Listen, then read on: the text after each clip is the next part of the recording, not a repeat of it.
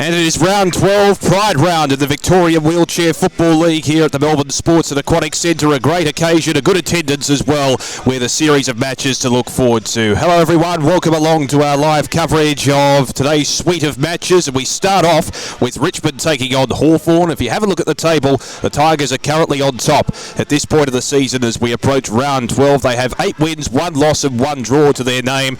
They stand atop the table by half a game ahead of Essendon. Hawthorn, on the other hand, they're yet to win a game this season. After 9 matches, they still remain winless with a percentage of 29.89. So an important game in that sense for them to try and get some sort of confidence going towards the back end of the season, but probably greater consequences for the Tigers as they look to solidify and consolidate that top spot. Damien Watson here with you. Great to have your company. It'll be an intriguing matchup to start things off. There's a series of matches, as I mentioned. Richmond taking on Hawthorn in the first of the games today, and we still have a few to come later on. And just in terms of what's to come, we got the second match between St Kilda and Collingwood to get underway in roughly about an hour's time. Essendon face Richmond at 12:35 Eastern Time, and the last of the 4 matches today sees St Kilda pitted against Hawthorn, and that should be an intriguing matchup, no question about that, given the Saints themselves are looking to try and knock on the door on that top 2 in the Victorian Wheelchair Football League. So we're almost set for the first of the matches. Just in terms of the lineups, Richmond taking on Hawthorn. Got Matt Morris, Vincent Naidu, Chris Kotsanis, Bryant Parsons, Jude Anthony, Miranda Charlton, who's the vice-captain, Angelo Mavrudis, Matt Farrell, Mitch Stretton, Chris Henderson, the skipper, Christy Arulna Safarson, and Peter Ogunyemi, rounding out the Richmond team list, along with Freya Munzel and Tasha Shabwell. For Hawthorn, their lineup today: Robbie Deverill, John Seacombe, James Gliders, Jeremy O'Halloran, Gerard McCarthy, Antoinette Pavliopile, Trent Johnson, Yassin Hill, who'll be lining up straight away. And you've got Nakia Payne, Mark Tipford, who'll be out there, Joanna Argate, the skipper, Joe Shivers, Jalen Brown, David Ralph, Andrew Hutchings, Rosie Jennis, Luis Gonzalez, Matthew Ingram, Will Firth and Alistair McNeil. So the skippers meet in the middle. So just to give you an indication, in case you aren't aware of the rules and you're new to the Victorian Wheelchair Football League, there's 3 zones. You've got the forward zone, the centre zone, and also the defensive zone. And ultimately, a hand pass is the equivalent of a kick, and an underarm pass is the equivalent of a handball. Just for those who are unaware of the rules. As the skippers shake hands respectively. Just about to get underway here. The first of 4 matches today. Richmond taking on Hawthorn. You would expect the Tigers to come in as favourites given they are top of the table, but we have seen upsets before. There's no doubt about that. And you never know what might happen. Complacency, you never know, might slip into gear. But this Tigers team is a very well-drilled outfit. There's no doubt about that. With just the 1 loss for the season. And they don't want to try and give away any momentum as far as the finals are concerned, which are coming up very, very shortly. So we're just about set. Number of players to watch as well.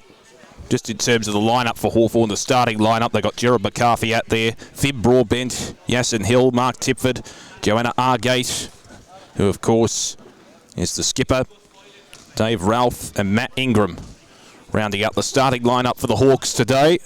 They're very keyed up to try and test their mettle against some of the top competitors in the Victorian Wheelchair Football League. It is Pride Round, of course, a great initiative as part of the Victorian Wheelchair Football League. You can see some of the competitors with their Pride Guernseys over the top of their playing Guernseys today. Got rainbow colours aplenty here as well.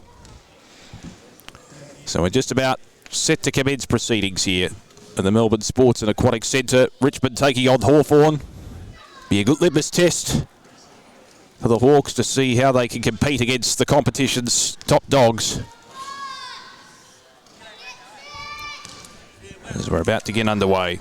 Players lining up in their positions across the 3 respective zones. And to compete in the early stages, got Joanna Argate, the skipper for the Hawks.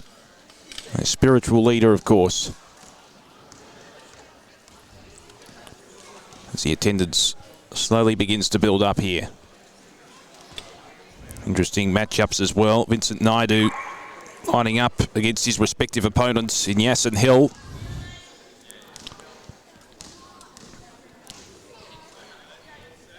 Just in terms of the positions as well, Jared McCarthy lining up for the Hawks out there on the court.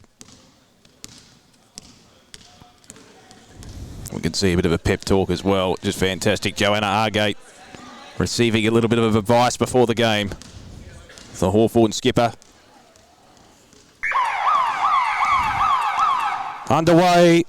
Round 12 action from the Melbourne Sports and Aquatic Centre, and it's Argate, the Hawthorn skipper, winning the tap. But latching onto the loose ball is Naidu for the Tigers as the ball tumbles out of play. On the outer side will be a Hawthorn ball. Argate will be the recipient. And the mark is going to be taken inboard as a lateral movement ensues. Yasin Hill. He's got a couple of options short. Opts to go out towards the left side. And mark taken just inside the field of play. That's by Pavilu Pillay. It's the Hawks looking to move it forward. Tim Broadbent has actually got the 7 Guernsey today. There's been a quick number change. So Broadbent with the Guernsey, the Hawks with one behind to kick off proceedings. Standing the mark will be Mark Tipford for the Hawks as the Tigers look to bring it back into play. Broadbent with the intercept was very good. Forced it out. Here's Argate. Quick give over the top. And there's a bit of a backhanded pass there from Broadbent. It is intercepted, so the Richmond defence has been pretty sturdy this season. In the way there is Oganyemi. He's going to be the Rock of Gibraltar across that defensive line. Argate will take it for the Hawks. Just at the top of the forward zone. Chips the pass short. And the mark has been taken there by Mark Tipford. Can go back from long range. Shot towards goal. It's off the target towards the left and just a minor score. So the Hawks peppering early. They're 2 behinds. The Tigers yet to score.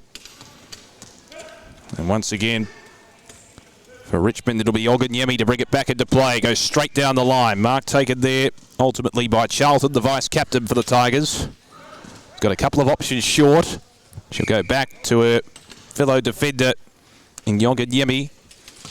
Looping ball over the top. It's a good pass into the central zone. And the mark has been taken there by Naidu, who goes from long range and misses to the left. So just a minor score. Richmond on the board for the first time. Top of the table, of course. The Hawks are on the bottom of the table, winless so far this season. It's 1 behind the Tigers. The Hawks are 2 behinds. We're set in motion once again. Naidu applying the physical pressure, but the mark has been held. Good composure shown by Ingram at half-back. Very long pass towards half-forward. Oganyemi had a touch of the fumbles, and Broadbent sees it over the line on the outer side. So it'll be a Richmond ball. Recipient will be Matt Morris. Goes short to Oganyemi. Just in the defensive side of the central zone. Looks laterally. The mark taken by Charlton.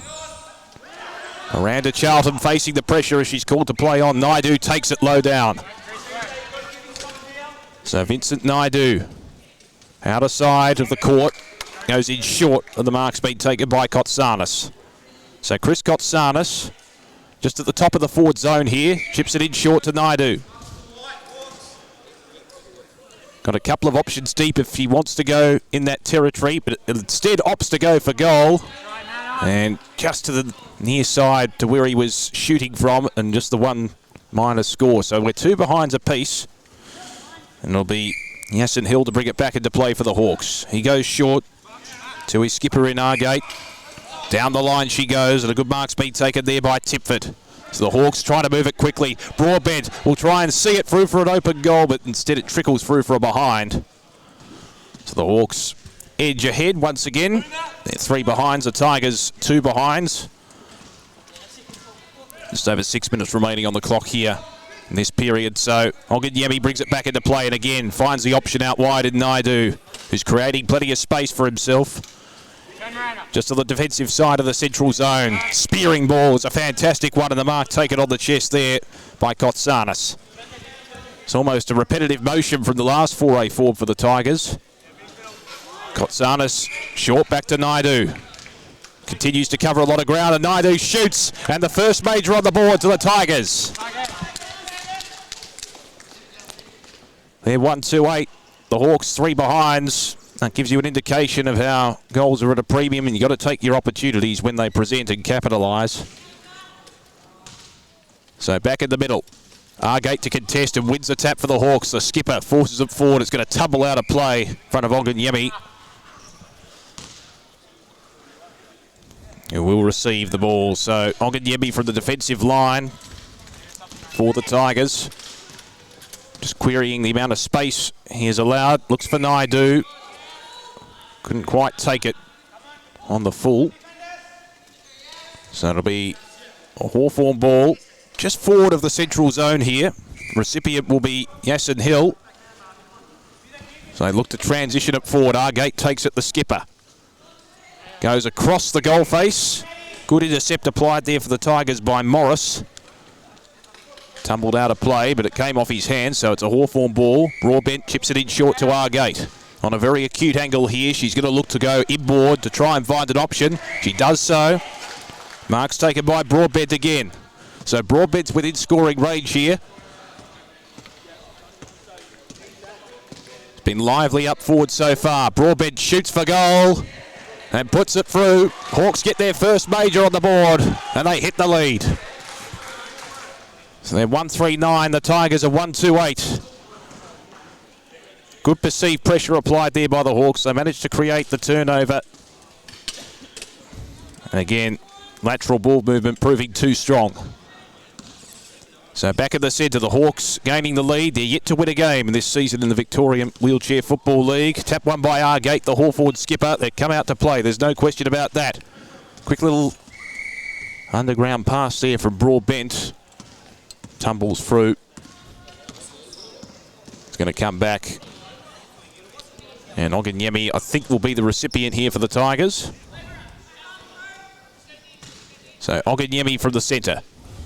He's got a loose option out wide. Looks in that direction. Mark taken by Morris. Morris has got a congested forward zone to work with here.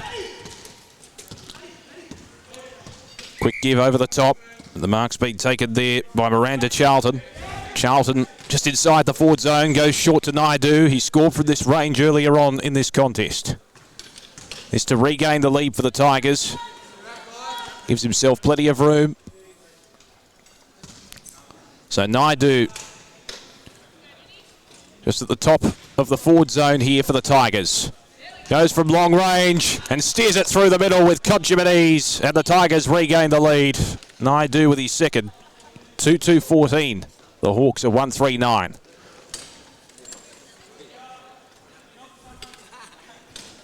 So back in the middle, Tigers regaining composure and control and perhaps a bit of momentum in this game as well. Argate wins the tap for the Hawks and straight down to Broadbent. As the Hawks move it forward, it tumbles towards the goal face and it's going to roll through for a major. Well, it wasn't pretty, it wasn't conventional, but it's gone through the middle and the Hawks regain the lead. 2-3-15 Hawthorn. Tigers are 2-2-14. The lucky bounce more than anything else, but you take the luck when it comes. Back in the middle, Argate winning the tap. She's been dominant in the ruck so far. Quick give with the underarm pass to her teammate in Ralph. So Dave Ralph looks inboard, finds his skipper in Argate to the top of the forward zone. She's confident enough to move it in long. She finds Broadbent. There was a touch of the fumbles there. He has to go back and retrieve it in the central zone. Getting physical. The Tigers' weight of numbers proving too strong. Charlton with the quick give. Finds her teammate in Kotsanis. And eventually, ball tumbles over. So from the defensive zone, you got Yasin Hill for the Hawks. Chips it in short, the defensive zone. Ingram takes the mark. Now Argate. Hawthorn skipper just inside the defensive zone. A little bit too much leverage on that pass. And the mark's been taken by Kotsanis to intercept. Chris Kotsanis. It's a 2-on-2 contest inside the forward zone. He tried to find Morris with the pass. Fortuitously, it ends up back with Kotsanis. Gets the underarm pass to Naidu. It bounces, it tumbles, it's across the face. It's hard to understand that oval ball sometimes as it goes across. Charlton retrieves it for the Tigers. Looks backwards and the mark taken by the player who initiated the passage of play in Kotsanis. Chris Kotsanis, top of the forward zone, sends it long and it'll miss to the right. And just the minor score. So we're all square. 15 apiece, Richmond and Hawthorn. Hill to bring it back into play for the Hawks. Is there one last chance for a score to try and regain the lead? Quick little underarm pass here from Ingram. It was a bit risky. At the top of the forward zone for the Hawks. Broadbent chases after it. Can he keep it in play? Ogunyemi did well. He was composed and he heard the voice there of Morris. Now the Tigers on the counter-attack can try and initiate an attack. Naidu will take it here. 3 seconds to go before the siren. Naidu's in the central zone. He's going to have a long-range shot, you would think. So Vincent Naidu, he's been fantastic. He's scored 2 goals already for the Tigers. After the siren here. From long range, it's straight through the middle. There's a team lifter for the Tigers, and they hit the lead. 3-3-21. The Hawks, 2-3-15.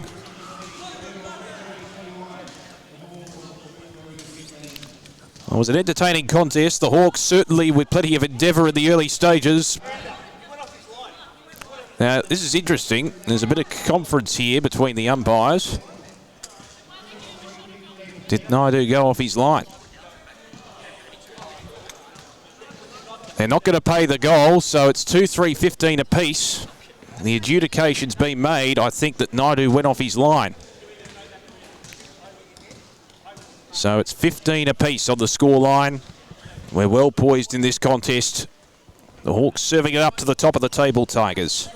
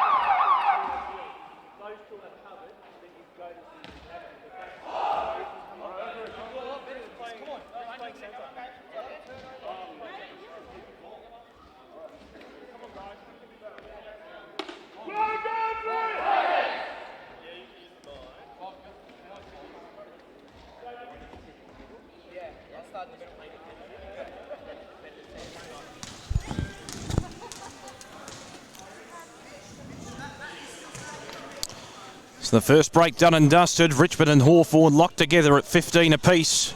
Tight opening term. The Hawks certainly increasing their endeavour as the quarter wore on.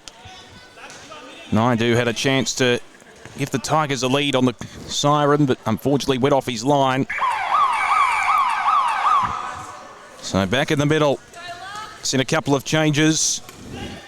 Raul Nessafasen will contest in the ruck for the Tigers as the changes are made aplenty for both sides. The ball tumbles over the line.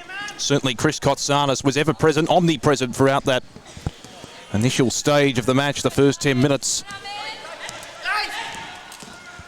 Quick hand pass. Well taken on the one bite there for the Hawks by Ingram. So Matt Ingram from centre field. Long hand pass over the top, and the mark has been taken there. It will be paid to Mark Tipford in the central zone for the Hawks. Tipford's got a couple of options deep if he wants to go in that direction. Tipford's got space now to work with. Gets some penetration on the shot for goal and puts it through. Hawks gain the lead. They're 3-3, Tigers 2-3, and belying the table at the moment. This result still a long way to go. The Hawks with plenty of endeavour, and that was a brilliant shot from long range from Mark Tipford. So we're set in motion once again. Arul Nessafarson competing in the ruck for the Tigers and winning the tap. It was expertly done to Matt Morris as they try and work it around the outer side. Naidu with plenty of penetration just waltzes his way through and scores for the Tigers with the quick response. Well, that was too easy in the end. A little bit lackadaisical, the Hawthorn defence. 3-3-21 apiece. Naidu scored all 3 goals for the Tigers. So back in the middle once again. Arul Nessafarson competing there, but it's the Hawks that win out on this occasion through the aid of Ingram, and now it's deep in the forward zone. Quick snap with the hand pass through the agency of David Ralph. It's just the minor score missing to the left. But the Hawks gain the lead with that score. They're 3-4. The Tigers are 3-3.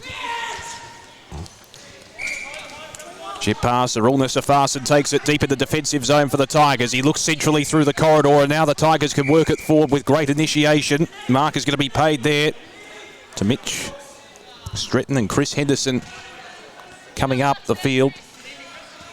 No line. Henderson chips it in short. Not the best of passes. Hawthorn flooding their defensive zone. Quick underarm give comes out through the agency there of Hill. And now they work it around the outer side, the Hawks. It's taken in the central zone by David Ralph. It's been prominent early in this particular passage. Back to Hill. There's a few words to say to Naidu there, who's initiating a bit of physical contact, giving verbal contact as well. Chips it in short with the pass. And it's been taken by Tipford. Working it laterally. It's just taken inside the area of play by Hill.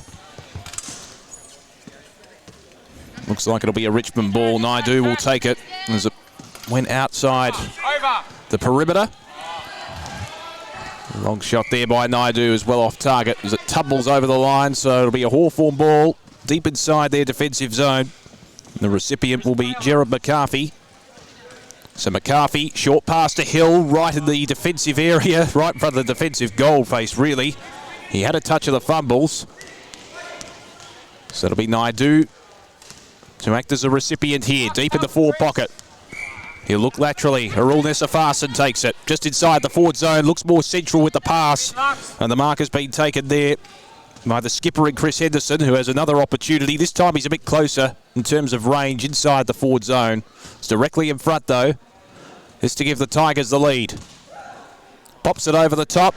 And he's put it through. Just sneaks it in. Tigers regain the lead through their skipper. So Chris Henderson making his presence known in the second quarter. As the Tigers ring in the changes, Arul Nessafarson now contesting in the ruck. Wins the tap to Morris. That was expertly done. Now Naidu on the outer side. Looks laterally into the middle. Taken there by Stretton. High loopy ball over the top to the skipper and Henderson once again. He certainly lifted his side. So Henderson chips it short. Naidu provides the space and leads into the space to take the mark. So Naidu from long range, he scored 3 out of the 4 goals so far for the Tigers. It's almost directly in front. He's appealing with the umpire to see if there's any encroachment.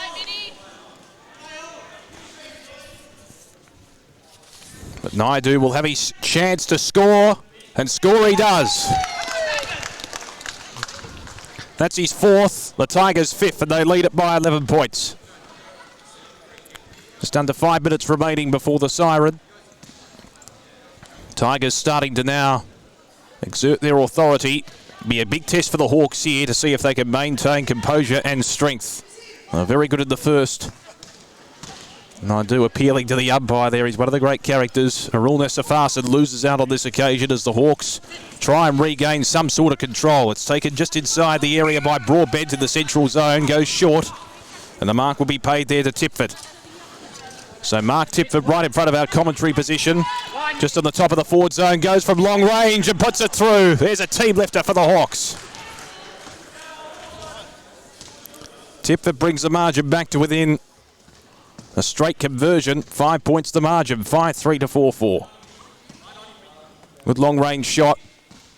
And again, that shows you the importance of winning the clearances out of the middle. Arul Nessafarson this time. maybe just got a touch to it, but it was to the advantage of the Hawks in any case. Long pass over the top. That came there from Stretton, and now it's tumbled over. It'll be a Hawthorn ball. And it'll be the skipper in our gate who comes on to try and initiate some flow. Mark will be taken by Broadbent, just on the defensive side of the central zone. Broadbent goes laterally.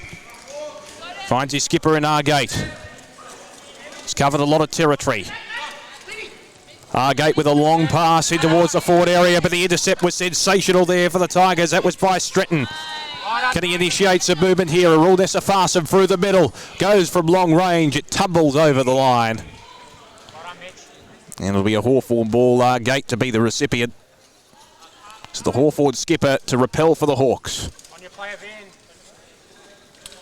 In the defensive zone. Mark will be taken by McCarthy.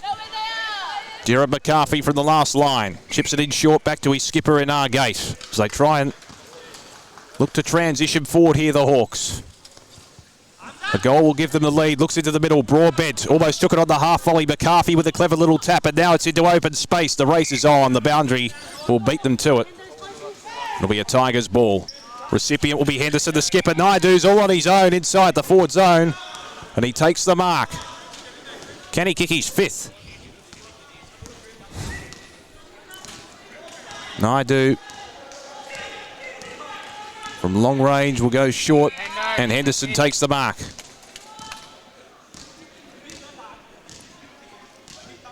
So Henderson from just inside the forward zone. This to give the Tigers an 11-point advantage. It's high and it's handsome through the middle.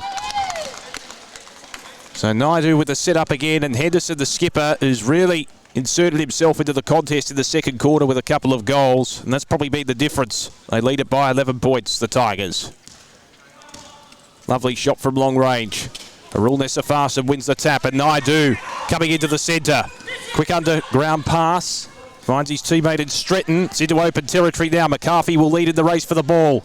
Over the top of his head, but there's no one there for the Hawks, and the skipper at Henderson puts it through. He's second within 30 seconds. Hasn't he turned it on? 3 goals now for the skipper. Chris Henderson for the Tigers. Starting to have an impact as a barometer. And the skipper always lifts the side, there's no doubt about that.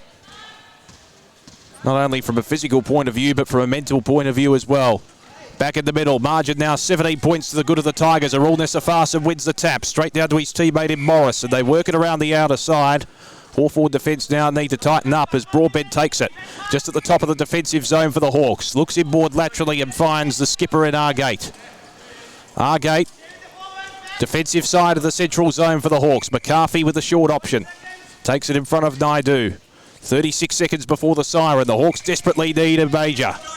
Argate, the skipper, with steely determination. Long pass inside the forward zone. It was a little bit ill-directed. Morris with a little punch. The spoil. It was a fickle bounce. It favours the Hawks. Then eventually it tumbles away from Ingram, who couldn't quite take it. Bit of physicality there. The umpire will come in to provide a bit of respite. And it'll be a Hawthorn ball at the top of their forward zone. Argate, the skipper. Chips it in short. They desperately need one. You get the sense to get back into this game. Tipford takes it as the siren will sound. So Mark Tipford, a crucial shot just to ensure that the pendulum can swing the other way for the Hawks. They trail by 17 points. It's been Richmond's quarter. Tipford from long range. Just misses. So it's a 16-point margin. The Tigers 7-3-45 lead the Hawks 4-5-29. There's no doubt the Richmond skipper had a significant impact in the last 10 minutes there. Chris Henderson with 3 goals to his name. Naidu's been excellent in attack for the Hawks. Certainly had endeavour in the first period of time, but ultimately in the last 10 minutes there, faded a little bit, and that's reflected on the scoreboard. So at the break, it's the Tigers by 16 points over the Hawks in the first of our 4 matches as part of the Victorian Wheelchair Football League. Be back at the Melbourne Sports and Aquatic Centre very shortly.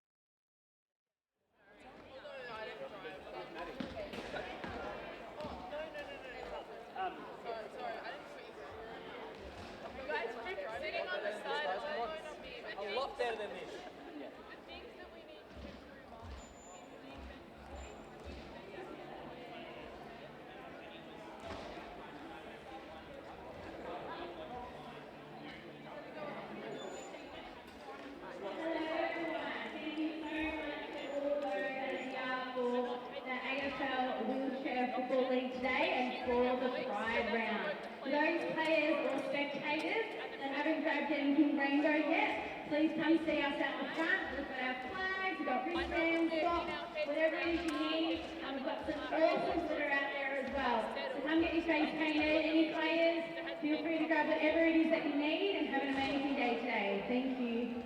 Are you coming on, Jude? You're coming on for you. We'll start off. Where's Chris? I'll start off. Just maybe 5, and then I'll come off, right?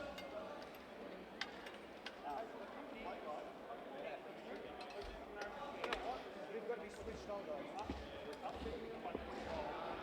Not a good preparation. So let's make up in this game. But,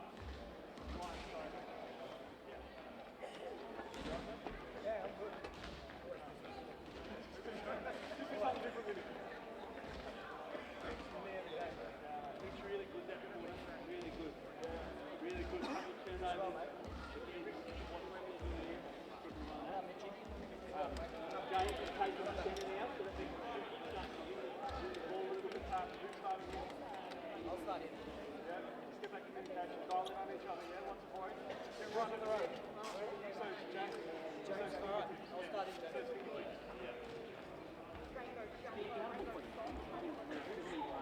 I know it's Jude, start in. Playing now? Yeah. Alright, Jude, you start in. That's usually what we do. One of their forwards. Which guy? It's all that. Come on, undo it, come on. One, two, three! Let's bury them now, go!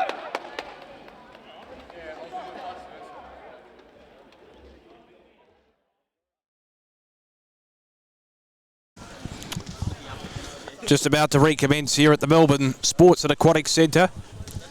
So the Tigers lead it by 16 points over the Hawks. First versus last on the table in round 12 of the Victorian Wheelchair Football League. We're back in the middle, and the Hawks skipper back in the ruck this time, Argate. So we're set in motion. Argate loses out on this occasion to her opponent. Now the Hawks move it forward, though. They do win the clearance, and that's the main thing ultimately. And holding the ball. Free kick paid there against Mark Tipford, who's asking the question. It'll be a Tigers ball, and the recipient will be Mitch Stretton. Stretton goes in short. Mark taken there by Anthony for the Tigers. Couple of inclusions onto the arena here with changes made at the interval, and Hill will be the recipient of that tumbling ball which went astray for the Tigers, so the Hawks can move it off their defensive zone. Hill looking inboard there, finds his teammate in David Ralph. Back it goes to Hill in the central corridor, takes it in front of Naidu. What can the Hawks initiate here? They need to regain some momentum. He looks for his skipper, Argate. It goes over her head and tumbles out of play. So the recipient here for the Tigers will be Mitch Stretton. Had a very good second period. Chips it in short. Mark has been taken by the skipper in Chris Henderson, who goes from long range. He's not afraid to go for home, and he puts it through for yet another. That's his fourth. And the Tigers extend their lead to 22 points. It's 8-3 to 4-5.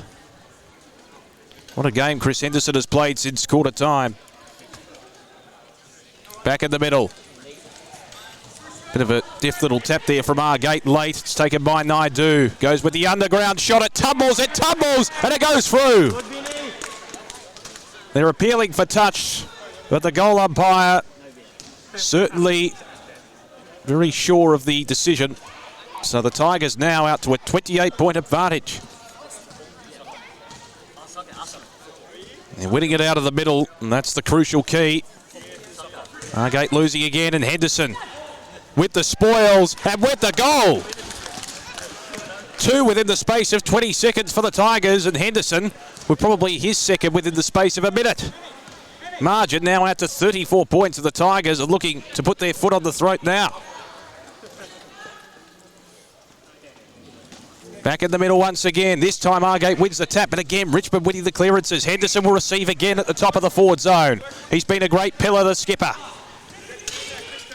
Henderson's got a couple of short options. He looks to utilise one of them in the end. And the mark's been taken by a man who was very good in the first period, Kotsanis. Kotsanis at the top of the forward zone. Can he join the scoring party? Yes, he can. Tigers out to a 40-point lead within the blink of an eye. They've kicked probably they've certainly registered probably 4 goals within the space of a couple of minutes.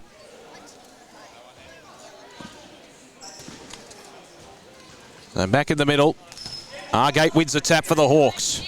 Quick underground give to Naidu, and now Henderson will take it once again. In the centre, Henderson, long ball towards that half-forward area. And once again, Henderson gets it back, and once again, Henderson registers a major. It's becoming an annihilation now. 46 points the margin. Still a long time to go, but the Tigers with a wave of momentum here.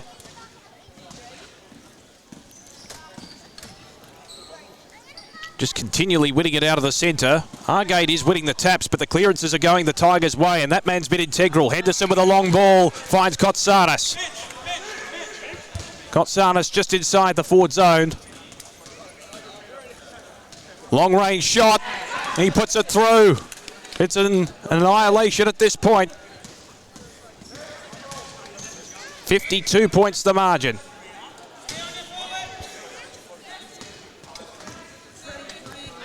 Well, the Hawks just need to win it out of the middle. It's as simple as that.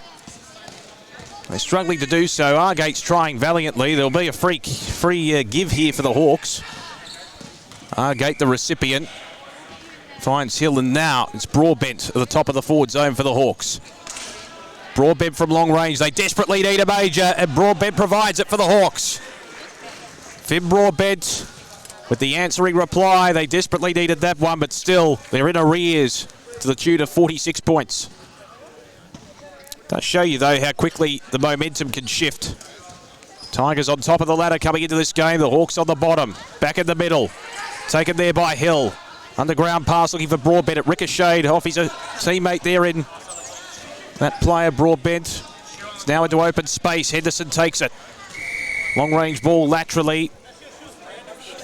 The intercept was going to be applied there by Ralph for the Hawks. There was a bit of a fumble, but there was infringement just behind the play. Argate will be the recipient from the centre wing region. So Joanna Argate.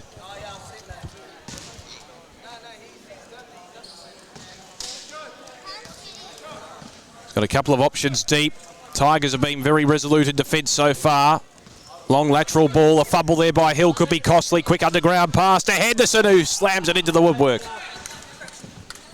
He received it from Kotsanis there. Henderson had the open goal face in front of him. Just couldn't quite sneak it through.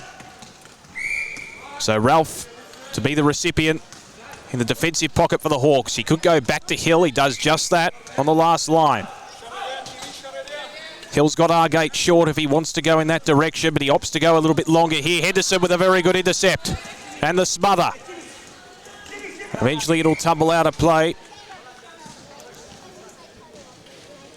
Well, just exerting his authority, the Richmond skipper at the moment. Now the Hawthorn skipper with possession. Argate from the last line.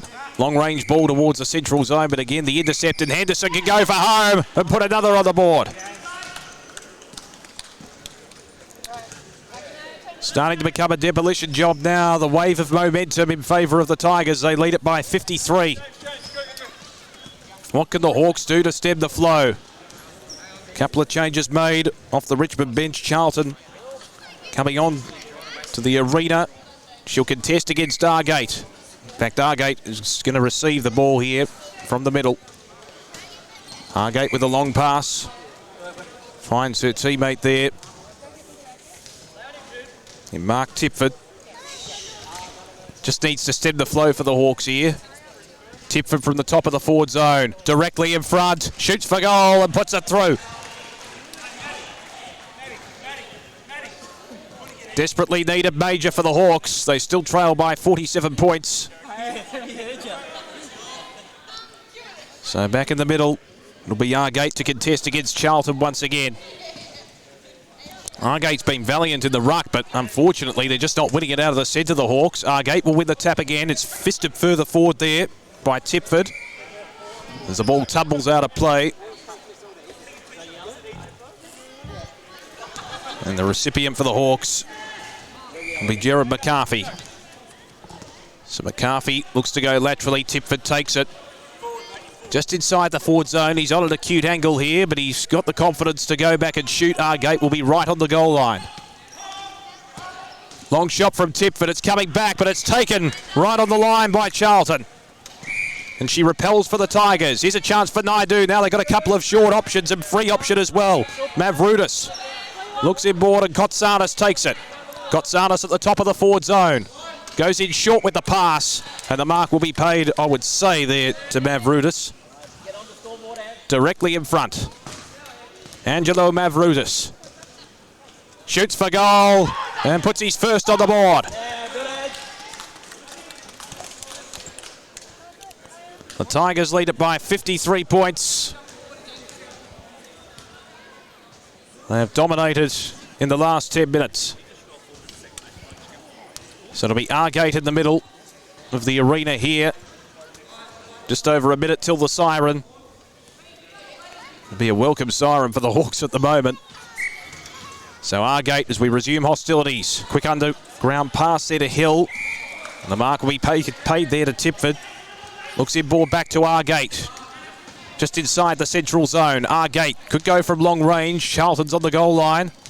Chip pass towards McCarthy. Couldn't quite take it. Charlton repelling for the Tigers. That ball bounces at right angles outside the area of play, the perimeter. So the recipient for the Hawks will be David Ralph. Trying to go in short, trying to find Argate, and is successful. Argate, back it comes to Ralph. Ralph to Tipford. Good spot up. Tipford, the recipients at the top of the forward zone. He'll have to shoot from long range with about 13 seconds till the siren. He's aware of the clock. Tipford from long range. It's high and it's handsome. Much needed major for the Hawks. It's still a 10-minute period to savour for the Tigers, though. They lead it by 47 points. They've doubled the Hawks' score. And ultimately, it's going to be hard to lose from here from a Richmond point of view. That was a sensational 10-minute period where they just bursted through, scored a number of majors. Chris Henderson was fantastic, the skipper, initiated plenty of attacks and was that linkage player at the top of the forward zone. So we'll take a brief period of intermission, be back for the concluding stages of this clash between Richmond and Hawthorn, round 12, Victorian Wheelchair Football League action.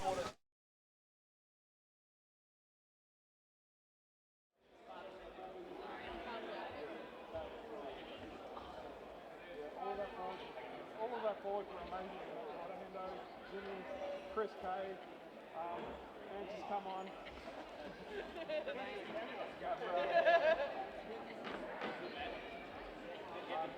Dude, I'm going to switch on for you. Apart from that, we'll keep the same 5. And if you want to flip around, I'll look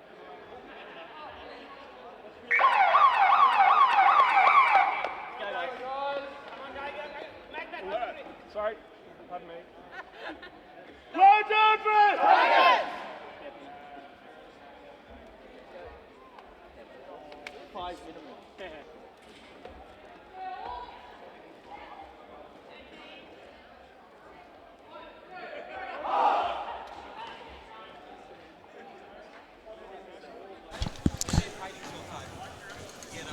So the start of the final period here, about to get underway. Richmond lead it by 47 points. They careered away in that third period.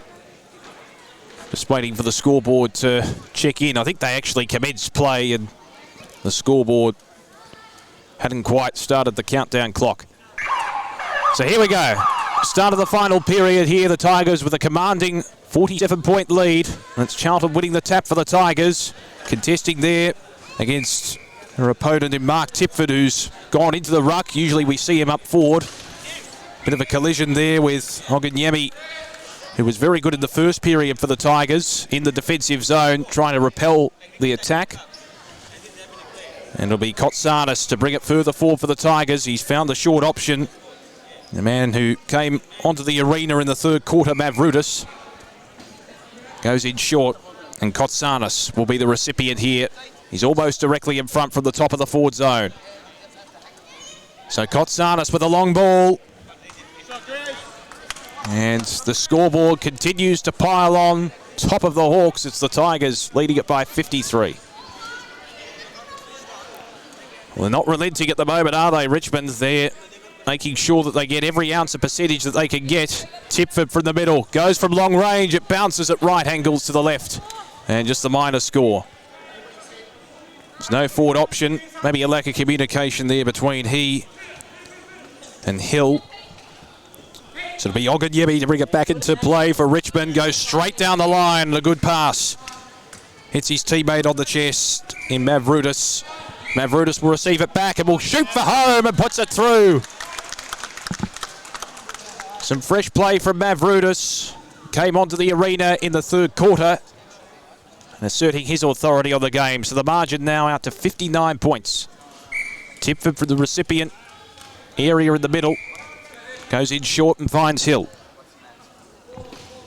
So Hill from the top of the forward zone. Goes from long range. It sails through for a behind. Just the minor score. Hill appealing to the umpire. They're going to confer here. The field umpire had a different view potentially. And I think a goal has been paid to the Hawks. So the field umpire has overruled the goal umpire. The margin back to 53. So back in the middle of the arena, Tipford to be the recipient once again. Will he go from long range or will he try and find Hill in a one-on-one? He goes short laterally. And the mark will be paid there for the Hawks. Matty Ingram goes out wide. Hill will receive just inside the forward zone. So will Hill go from long range? There's no one providing a lead, so Hill decides to go it alone, and he puts it through. The Hawks get two within a minute. Margin back to 47 points. 7.5 minutes remaining here at the Melbourne Sports and Aquatic Centre. So back in the middle. Tipford to contest against Charlton, the vice-captain for Richmond. Was very good in that third quarter. Charlton maybe just slightly won that tap. Mavroudis going back to go forwards. Matt Morris takes it in the middle of the arena. In the central zone, short. Back to Mavroudis, who he combined with initially. Mavroudis chips it in short with the hand pass, and Kotsanis will take the mark. Kotsanis just inside the forward zone. Long range shot, just wide of the mark to the left, and a minor score. So the Tigers up now by in excess of 8 goals. It'll be McCarthy to bring it back into play for the Hawks. Goes straight down the line, looking for Hill. Not the cleanest of passes. The ball eluded him. And it'll be a Richmond ball to be taken by Oganyemi. Was very good in the first quarter as a defender. Oganyemi from the central zone. Looping pass over the top. It was well weighted and finds Mavroudis. Mavroudis inboard. And the shot there from Kotsanis continues to add to the scoreboard for the Tigers. They lead it by 9 goals at this point. Couple of changes brought in. Tisha Shabwell comes on to contest in the ruck against Tipford. Just under 6 minutes remaining. So the Hawks making a few changes as well, with Broadbent going into the middle to try and provide some sort of drive out of that area. The Tigers have dominated that area for much of the contest. Hill's got it right in front of our broadcast position. So Yasin Hill from the pocket. Tries to open up the angle and misses to the right. Minor score. So the margin now 53 points in favour of the Tigers. Be looking to enjoy the spoils here and maintain their spot on top of the table. Long ball through the corridor and Hill takes it in the middle. Hill looks to Broadbent in the pocket. Broadbent takes it uncontested. So Broadbent from a 45-degree angle. Well-weighted ball, but it's drifted to the right. And only a minor score once again. So they're peppering the Hawks. They're just not converting at the moment. Margin 52 points. It'll be Mitch Stretton to bring it back into play for the Tigers. Goes in short, finds Shabwell in the defensive zone. Shadwell's got a couple of short options. Goes back from whence it came, really, when it comes to the teammates in line for that passage of play. Mitch Stretton goes short, finds Morris in the central zone. Morris has got a couple of options short. One of those is Mavroudis, who takes it on the lead. Good lead up in space, and Kotsanis now takes it inside the forward zone. So good transition there from the Tigers. They link up well. Now, the umpire has blown the whistle here. McCarthy just receiving a bit of medical attention in the abdomen area. He'll have to come off.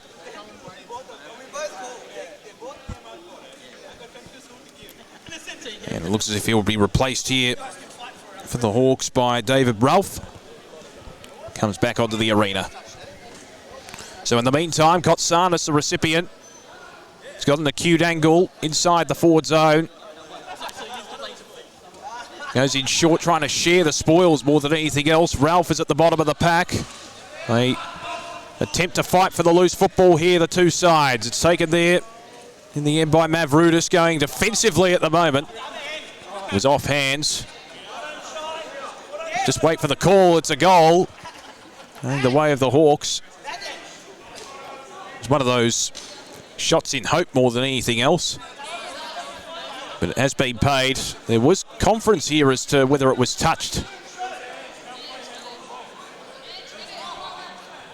I was going to say, I was a bit surprised that the goal had been registered because it came off a Richmond player, I thought.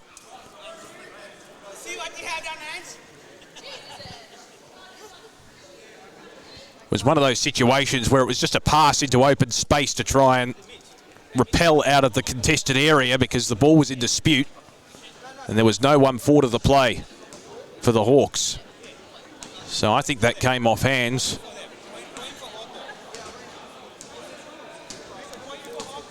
Off a Richmond player, but we'll wait on the conference call here. There we go, they're going to amend the score. So it's just a behind instead of a goal for the Hawks. Margin back to 53. So Stretton to bring it back into play for the Tigers. Goes straight down the line. Shadwell presents and takes the mark.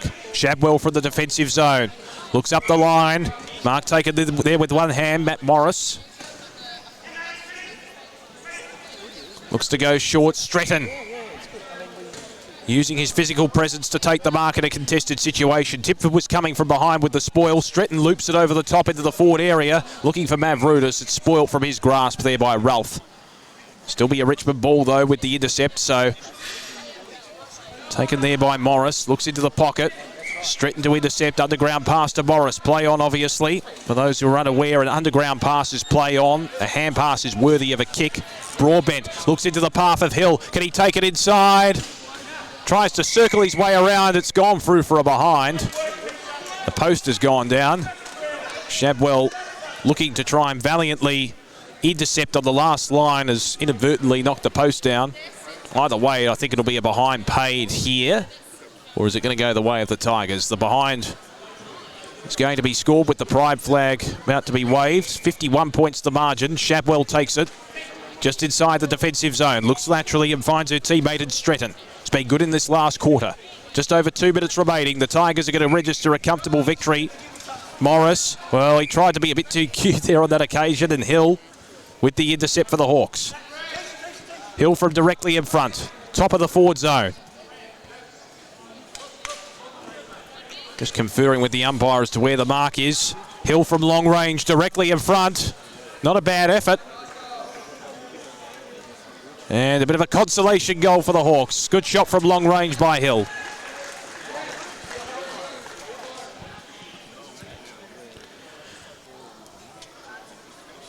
So the margin now at this point,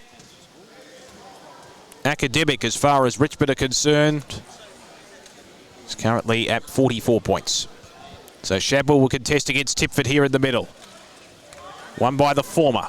Shadwell follows up her own tap, looking there for Mavroudis. The pass was a little bit too crude, but Shadwell, with good work rate, follows up her own footy. Hand pass over the back. Ralph with the intercept. Eventually it's flung clear into the middle. Getting there first will be Stretton for the Hawks. Good intercept from Broadbent to try and ricochet that ball over the line. With a minute remaining, we'll have a Hawthorn ball. Broadbent with The spoils goes long inside the forward zone and Hill takes the mark. So Hill from a 45-degree angle to try and gain some respectability on this scoreboard for the Hawks. Goes from long range and puts it through for his second within the space of a minute. Consolation goal for the Hawks under 40 seconds remaining. Margin 38 points. Tigers with an irresistible third quarter after a pretty even first half. Probably serving as the difference at this point. So back in the middle. Shapwell wins the tap. Ricocheted there off the hands of Tipford. Mavroudis with a quick pass. Finds Kotsanis. Top of the forward zone directly in front. Kotsanis back to Mavroudis, who's in open territory, and he can just allow the clock to wind down as he has a shot on the cusp of the final siren.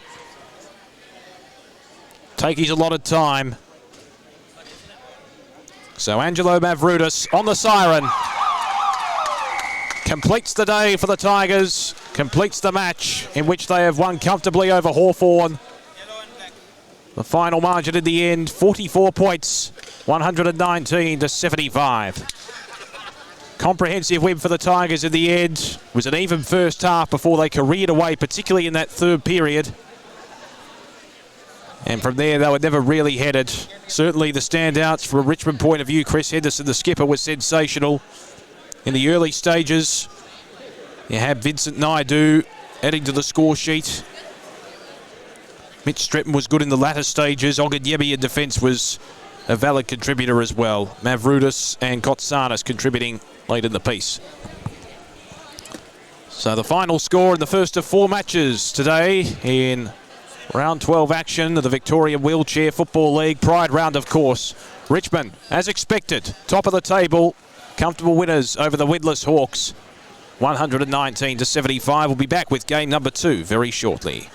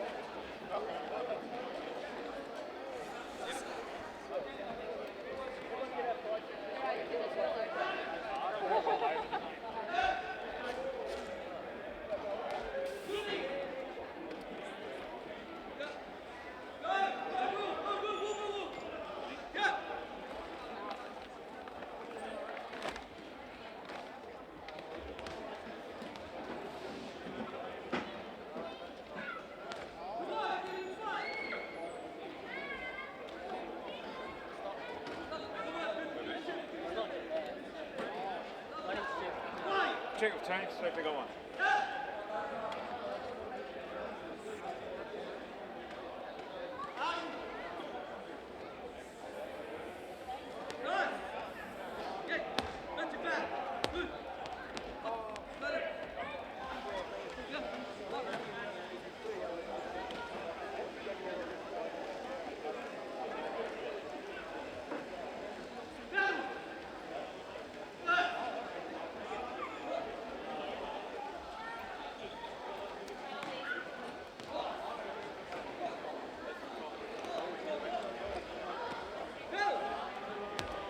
Matty. Good off Tigers.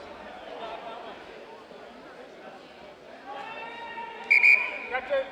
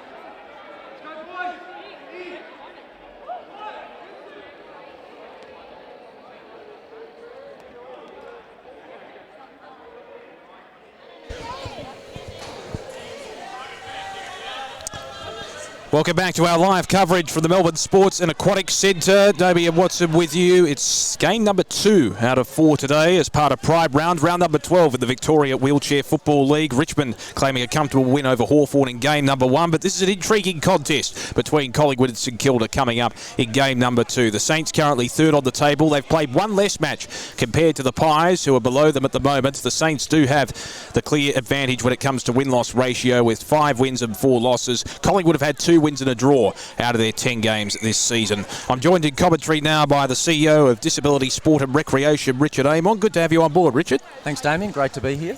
What an occasion it is, and must be happy with the turnout and also the Pride Round festivities as well. Oh, absolutely. I mean, it's a wonderful day of celebrating inclusion in sport, not only the people with disability, but also recognising we welcome all aspects of society being involved in sport, and having the Pride Round being able to celebrate the LGBTQI communities being involved in sport is a fantastic initiative that we're happy to support here today. Absolutely. Now, my understanding is this is the 6th year that this competition has been in vogue effectively. It's hard to believe, isn't it, that time has gone by? Well, that's right. I mean, this competition, as far as the Victorian Wheelchair Football League, that's probably been around for 4 or 5 years, but initially we started the sport in conjunction with Disability Sport Australia back in 2016 with a few teams that were playing regularly. We had a Victorian team before we even had a local competition, but now to have the involvement of 5 AFL clubs, the Development League, and today we're having there's a junior wheelchair program that's being run as well. So the whole system's in place now to really support the development of the sport. People from all ages as well, different backgrounds I noticed too. That's the great thing about this sort of sport, this sort of initiative. So we're underway. Collingwood obviously lower on the table compared to St Kilda, so it'll be intriguing to see if they get a fast start. In possession at the moment for the Pies, you can see Will Crooks, who's had a bit of a number change. He's wearing number 5. Long pass towards the top of the forward zone, and the mark is going to be paid there to Ben Jankowski, the skipper. So Jankowski from directly in front. Can he give the fast start that Collingwood are looking for? He stuck it home. Collingwood on the board first. They're 1 straight 6. The Saints yet to score, and the skipper producing the goods. Yeah, great start there by the Pies. Keeping in mind last year's premiers, Collingwood, they're looking to continue that run. So a wonderful start to the game. Well done, Ben Jankowski. It was a fantastic win as well, an emotion-charged win in that premiership as well last season. Bit of physicality in the middle, coming through as Crooks again. That one goes astray across the face of the goal. Yeah, lovely attack on the ball there by Crooks. That's the thing, you want that sort of determination. So St Kilda haven't had much possession thus far. The recipient here looks to be Patrick McKay for the Saints. Inside the defensive zone, McKay goes long down through the corridor on the bounce. It's going to be well taken, but the looping pass is intercepted once again by Crooks, who's been omnipresent early for the Magpies. Absolutely. He's only a fairly recent addition to the team, so it looks like a wonderful addition to the Pies. Nice pass there to Riley, one of the leading goal scorers in the competition. Riley Fitzgerald from long range. Oh, yes. Sneaks it home once again, and the Pies off to a fast start. They're 2 straight already. Oh, off to a flyer, yeah. And St Kilda will be thinking what's going on, because they would have expected to be a bit more competitive at this stage, but it's a long game of football, as we'll find out in the next period of time, but the Pies making a wonderful start to the game. Well, that was evidenced in game 1. The Hawks were very competitive in the first half. They just ran out of stamina, and the Tigers, who were on top of the table, showed their true class. Good tap one there for the Magpies by Hughes as they work it forward. So Judd Hughes from directly in front. Goes short. Goes for the pass laterally to Arnold Raisin, the vice-captain. And eventually Fitzgerald will take it deep inside the forward zone. So Riley Fitzgerald directly in front as he steered it through. We'll wait on the goal umpire's call. There's a bit of conference here from the umpires. Is it going to come back? It is to Fitzgerald, so he'll have to take his shot again. And this time he steers it through. He's been certainly one of the key figures up forward. And that's the third on the board for the Magpies. They're absolutely off out of the blocks in a quick fashion. And just a correction there for you, Damien. Number 2 is Marty Ford for Collingwood. He's actually doing a magnificent job in the ruck, as we just saw then. Pass it over to Riley Fitzgerald. So the ball into open territory now for the Saints, and Patrick McKay sees it over the perimeter. He'll receive the ball. What can the Saints do? They need to thrust it forward. They haven't been inside their forward half really at all in this contest. Fitzgerald again with the intercept for the Magpies. In the central zone. Tries to look laterally and finds Crooks, who takes it on the second attempt. Yeah. Just wonderfully just waited for the right option there, Fitzgerald. Didn't rush too forward. So Collingwood just dominating the ball. As you said, St Kilda just can't get their hands on it at the moment. Raisin with a long high pass, a loopy pass over the top, and the underground pass provided by Ford as they go through the middle. Crooks finds Fitzgerald just outside the forward zone, penetrates forward. Fitzgerald for yet another. Geez, the Pies are absolutely on fire. The teamwork's been magnificent. You can just see the link-up play from defence all the way down to the forward line. And St Kilda are a bit shell-shocked, to be honest. That's right. Aside from maybe one errant pass, they haven't been inside their forward area at all in this contest. And Marty Ford, as I just mentioned earlier, in the ruck, he's got the height advantage on pretty much any other player in the competition, and a really clear advantage in that centre clearances for the Collingwood Magpies. Yeah, so just to clarify, there was a number change to our team sheet. Judd Hughes was initially listed as 2, but it is, of course, Marty Ford for those who might be following from the record. The Saints have possession, and they just need to try and stem the flow at the moment. Tyler Nash from the defensive zone goes short, finds his teammate in Liam Fitzgerald. So the Saints are trying to get the ball to Ryan Smith, the leading goal kicker of the competition. Famously scored the first player to score 100 goals in Victorian Wheelchair Football League just recently, but number 99 on the mark there. But the Saints can't get it to him. It's over to Marty Ford again. And have a look at the physicality once again. Ryan Smith just trying to insert his imprimatur, and that's what you want as a skipper, to be the barometer for your side. And even if you're a bit more aggressive, just to have that element of aggression there, it lifts the opponents as well as your teammates. So chance here for the Saints. If they get it to Smith. Oh, intercept mark there by Cook. He's been impressive. Certainly has. So Crooks with the quick hand pass. It was a bit errant on that occasion, just out of the reach there of the intended target in Razon. So a big chance for the Saints here. Oh, over to Smith. Well, that was impressive link up there. McKay to Smith, and the Saints finally on the board with their first major. What you saw there is the way wheelchair football works. If you can get possession of the ball with some good skills and delivery, as in with the able-bodied version of the game, you can really keep the other team out of the play completely. But an error by the Collingwood Magpies opened it up for Saints, been able to pass it to Smith in the goal square, and he was unstoppable from there. Tap one. How about that for a back palm there from Marty Ford? Fitzgerald certainly working forward as well. They are absolutely dominating the centre clearances, which is making it really hard for the Saints. Long range shot from Ben Jankowski, didn't quite make it, but Pies looking good at this stage. Bounce through for a behind, so McKay to repel here for the Saints. He's got a couple of options out wide. He'll utilise one of those, and the mark will be paid there to Fitzgerald of the St Kilda variety. Liam Fitzgerald from the back pocket. He's got a couple of options in the corridor, looks in that direction, but again a 2-on-1 contest. Razon takes the mark for the Magpies. Goes in short, and the mark will be paid there for Collingwood through the agency of Jankowski, who had a shot just a moment ago. He has a chance to atone for that miss. Jankowski from the top of the forward zone. Long range shot through for a minor. What do the Saints need to do to lift? They just need to get possession, I think, more than anything else, and just ease into the contest, don't they? Yeah, I think you're right, Damien. I think they just need to get control of the ball and just make sure their passes are hitting their targets. You know, that's where the errors are coming in, and Collingwood have done a lot of intercept marks, and that's a great pass there to Ryan Smith. Smith from the top of the defensive zone goes in short through the corridor, and Brady Cochrane takes it. Cochrane from the Mendel goes out wide. And again, Ryan Smith working his way up the perimeter. So it's Fitzgerald with the ball. Smith's looking through. Yeah, nice pass there. Yeah, he's trying to lead up the perimeter as Smith. Just can't quite find enough room. You can see three Collingwood defenders on top of him. Yeah, I know he's the big danger. Cochrane with the underground pass, trying to find Smith, but again, the number's too much, and it favours Collingwood. How about that for a one-hander? Quick gig over the top. Crooks in the central zone. Goes out wide. Pass looking for Ford, but it eluded him on that occasion. So it'll be a St Kilda ball, and it'll be young Nash to be the recipient.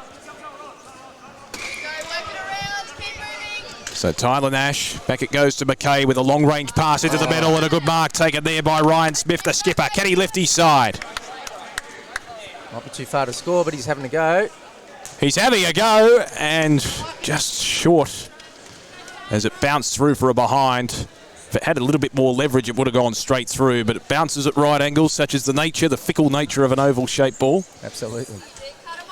So Razon taking it out from defence, over to Cook.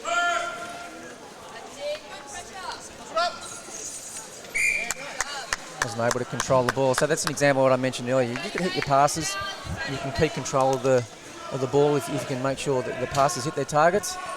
McKay covers a lot of ground, doesn't he, as he tries to go over the top looking for Smith into open space, but it was a little bit too much leverage on the pass.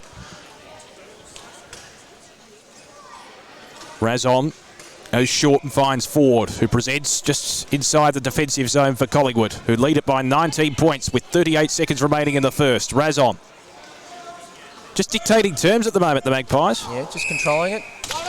Oh, he had played on, and what you saw was what's considered a tackle in wheelchair AFL, where someone just taps someone on the back, and it's called holding the ball.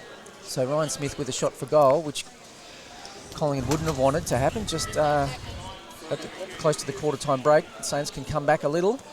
Smith from the top of the forward zone, misses to the left, and opportunity goes begging. Yeah, disappointed in that. Saints needed that just to get a sense that they're coming back into the game at the quarter-time break.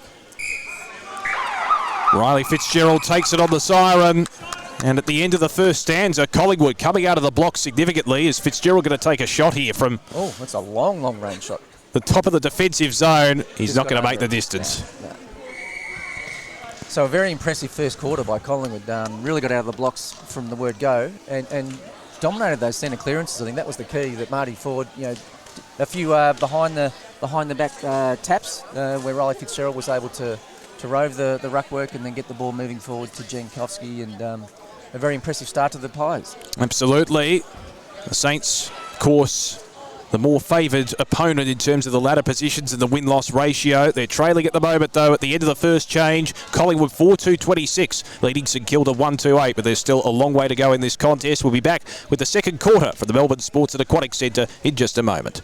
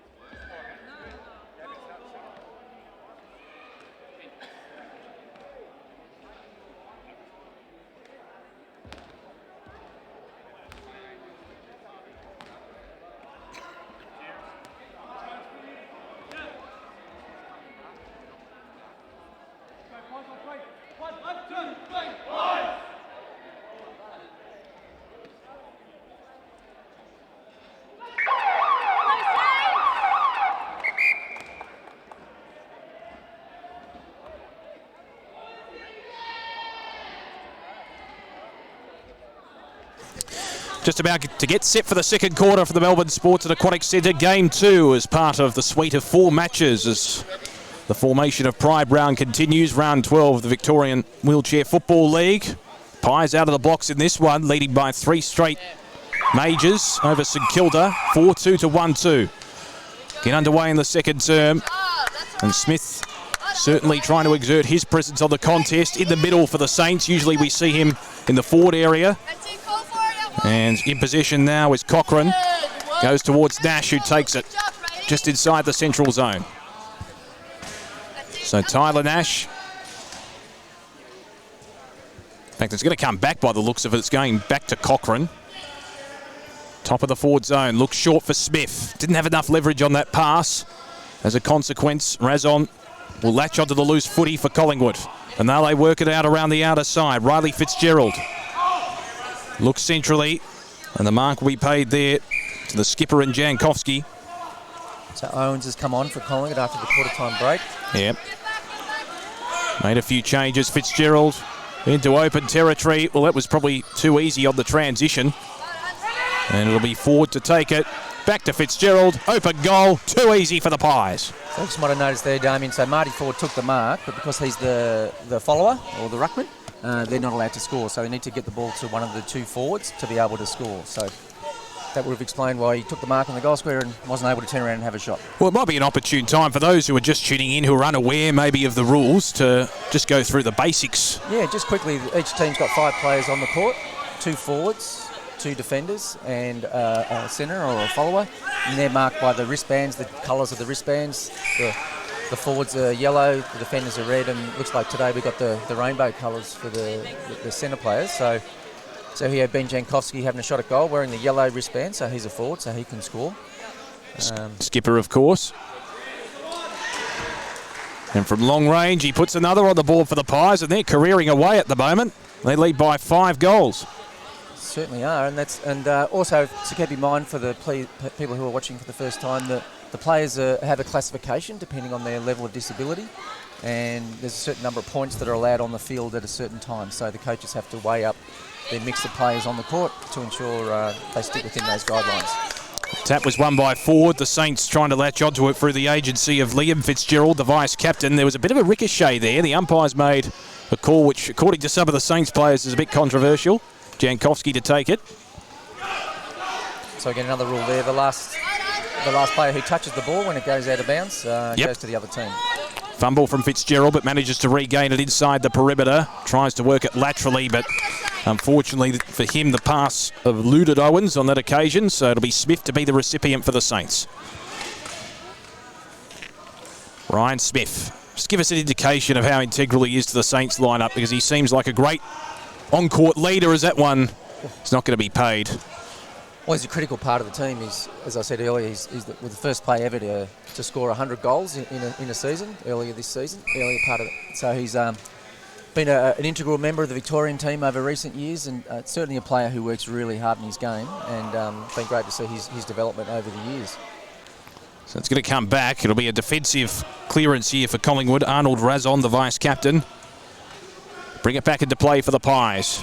Chips it in short with the pass and finds Brian Owens, who's starting to exert his presence on the contest in this second period.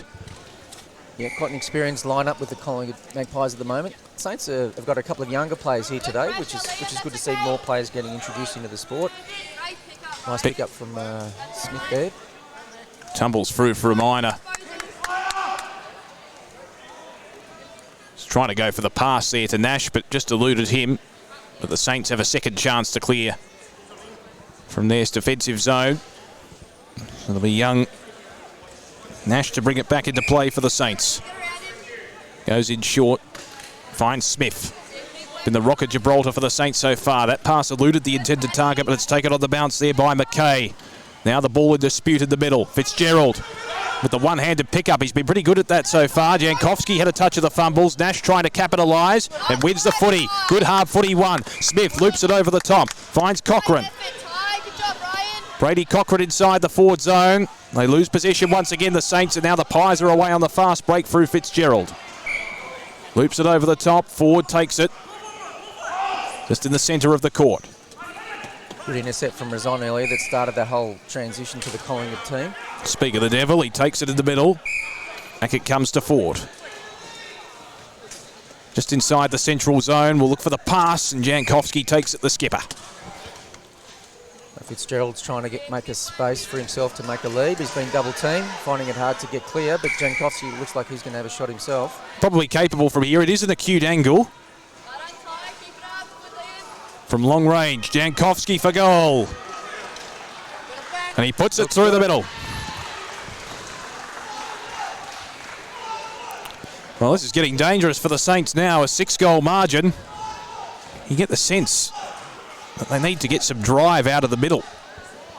Yeah, so Smith's in the middle now. So the height's reasonably similar with Ford. But Ford has been dominating these clearances most of the day. And again, that behind the contest tap that's gone to Fitzgerald. Good intercept though, winning the contested ball. Patrick McKay. What can the Saints muster here? It's going to be rushed through in the end. Through the agency of Crooks, who was very good in that first quarter.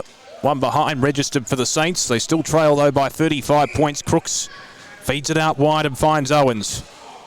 In the defensive zone for the Magpies. We'll look centrally. Crooks kept on going. Crooks in the centre of the court. He's got a couple of options short. One of them's Fitzgerald, who takes it on the second attempt. Did he take it inside the perimeter? Yes, he did, according to the umpire. Fitzgerald's got the loose player at the top of the forward zone. And, of course, is Ford. And that one latching off hands for a goal.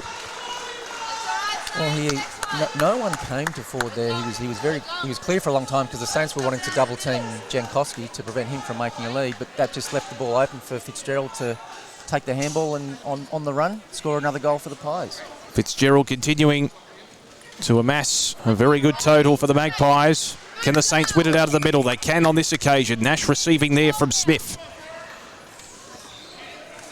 So it'll be Tyler Nash from the middle of the court. Short option in Smith. They work well in tandem, those two. Smith has got a couple of options at the top of the forward zone. Didn't have enough leverage on that pass, though. He was looking for the intended target there in McKay. Now the contested ball to be won. Fitzgerald loops it over the top over his head, but to no avail because it's straight into the arms of Smith. So Smith with a long-range pass. It'll be a fickle bounce. McKay will see it over the perimeter line. And it'll be a Collingwood ball. The recipient, of course, to be Brian Owens, who's been good in this second quarter. Yeah, it's been a good change at quarter time. The Pies have continued their good play in the first quarter. And as you see, 50-9, quite a dominant lead at this stage of the game. Crooks goes short to Fitzgerald. They'll work it through the corridor here. Fitzgerald. Back it comes to Owens, who kept on going. Owens has got a couple of options at the top of the forward zone. One of them's Jankowski, his skipper, who takes it on the chest. Timed the lead beautifully, Jankowski, and Owens did the right play, just taking his time until the lead presented itself. And once that happens and you're accurate with your passing, it's very hard to defend. Ben Jankowski from the top of the forward zone, almost directly in front, steers it through. The Pies are dominating at the moment. Well, it's an impressive performance by Collingwood today. It's leading up into the finals in a couple of weeks. They could be one of the danger teams as we head into the final series in a couple of rounds. Just give us an indication for those who are unaware, the emotion-charged story of their premiership, the fact that they are the reigning premiers. Oh, last year was one of those moments of great emotion. Their inspirational captain coach was involved, unfortunately, in battling cancer. Brendan Stroud, of course, and he wasn't able to participate in the grand final, but the team came up trumps and was able to win a premiership in his honour. So it was certainly an incredibly emotional charged day when the Collingwood team won the premiership last year. Smith has gone short and finds McKay directly in front. They desperately need a goal on the cusp of half-time here, the Saints. Can McKay oblige? Yes, he can. That's their second. Gee, they needed that one. They certainly did. A beautiful long-range shot from McKay. And he's been a player since year one of this sport. Yeah, back in 2016. It's been wonderful to see a number of players that have continued playing for that duration of time, and everyone's so impressed to see the way that the sport's developed and the competition developed. You know, the wonderful partnership with AFL Victoria and the Robert Rose Foundation to be able to ensure that we provide wonderful sporting opportunities for people with disability. Robert Rose, of course, a former Collingwood player back in the early 1970s. Smith chips it in short. And he finds the intended target in McKay, who can go back and shoot from the same position in which he scored a major before, only moments ago. McKay on the cusp of half-time to give the Saints some hope at the break. He's done it. Well, a wonderful play in the last minute or so by the Saints, really demonstrating what they're capable of. So it was great to see some really good link-up play, particularly between Smith and McKay, the two experienced players within the team. And the Saints aren't gone. There's still a chance for them to come back in the second half of this game here at the Melbourne Sport and Aquatic Centre. 35 points the margin at the major break in favour of Collingwood, 56-21 over the Saints, who are probably favourites coming into this contest. And you're right, though, the last few minutes of that second quarter certainly did distill a little bit of Collingwood's momentum and favoured the Saints somewhat in terms of dictating the terms of the play, and that could be a good little litmus test for them, and certainly something to build off as a foundation coming into the third quarter. That's right. It's what we find is a team can get a run on in this sport of wheelchair AFL. As I said earlier, if they can win the centre clearances and then be able to pass the ball accurately to their teammates and get the ball moving up and down the court, it's very hard to defend if you're accurate with your passing and you time the leads moving forward. So the Saints show that they're capable of that in that last couple of minutes with some really good link-up play, and certainly they'll have a chance to come back into the second half of this game. Riley Fitzgerald was fantastic, particularly in the early stages with his goal scoring. Now also Ben Jankowski came into the contest a lot more in that second term as far as being a goal scoring avenue is concerned, and good to see Brian Owens out there. I know Crooks was very good in the first quarter, but Brian Owens probably played that defensive role well in the second for the Pies. He did, yes, and as I mentioned earlier, if you take possession of the ball anywhere on the court, if you link up play correctly with the other players, then you should be able to have a reasonable transition to the other end for a score. So well done, Brian Owens, coming on at quarter time. Some good changes for the Pies, and have a healthy lead at half-time in this game. We'll take a break from the Melbourne Sport and Aquatic Centre. It's the Magpies leading the Saints by 35 points in game number 2 as part of Pride Round in the Victorian Wheelchair Football League.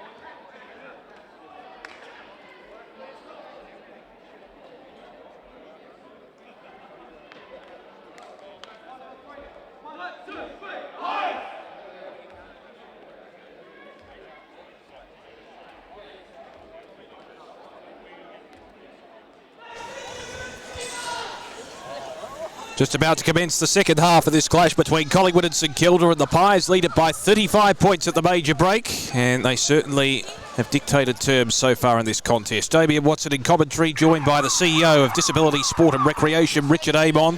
So we're about to get underway. Now, this Pride round, a great initiative, but there's a few great events coming up as far as this competition is concerned as well, Richard. Well, absolutely. There's the finals, of course, coming up. And as far as Disability Sport and Recreation is concerned, we've got our Victorian Disability Sport and Recreation Awards coming up in November. And just if anyone's interested in nominating, nominations close at the end of August. You can see the website www.dsr.org.au to nominate a wonderful sporting or achievement from a coach or a volunteer within the disability sports sector. Nominations close at the end of August, so get your nominations in to be able to in the running for the awards. So Nash going inboard and finds Smith in the middle of the court. What can the Saints do to try and wrest back control in the game? They had a better end of the second quarter. That man was very, very influential in McKay. The couple of goals late. Couldn't take it on that occasion. But he will receive the ball. McKay short, finds Smith. Just at the top of the forward zone here. He's got a couple of leading options. McKay going back towards the teeth of goal, and he takes it with the one hand. Well, I think we've just seen some of the potential of the Saints, as you said, in that last little bit of the second quarter and just the early part of this quarter. They can just match up. McKay just hooked it to the right there, unfortunately, but the Saints are showing their potential. So if they can just keep their link-up play, then I think Collingwood need to make sure that they're able to defend that as much as they can and keep themselves in control of the game. Patrick McKay, we're just behind as Razon brings it back into play. Quick transition here from the Magpies. Now, the umpire's going to make a referral here. And the free ball. Yep, free possession now to the Saints. McKay to be the recipient.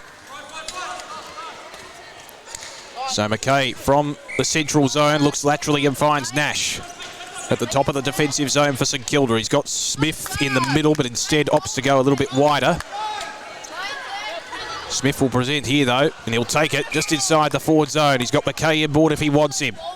Also Cochrane presents in the pocket. McKay's fallen over here. And he'll be helped to the upright.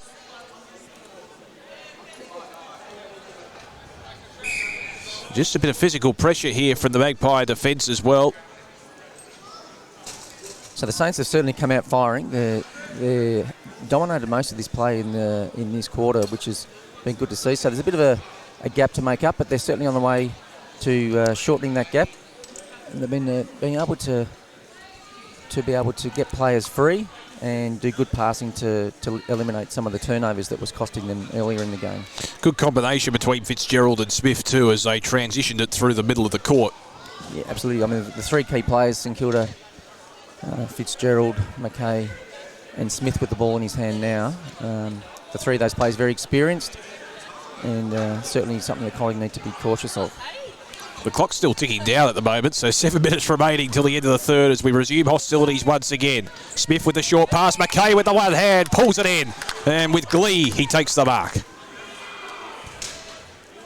Well, he's been a great performer late in the second quarter, coming to his own in the third as well. So Patrick McKay from long range loops it high, but misses a couple of missed opportunities for the Saints early in this third quarter. Yeah, certainly. So Collingwood want to get a bit more back into the control that they showed earlier in the game. So Razon coming out with the ball now from defence.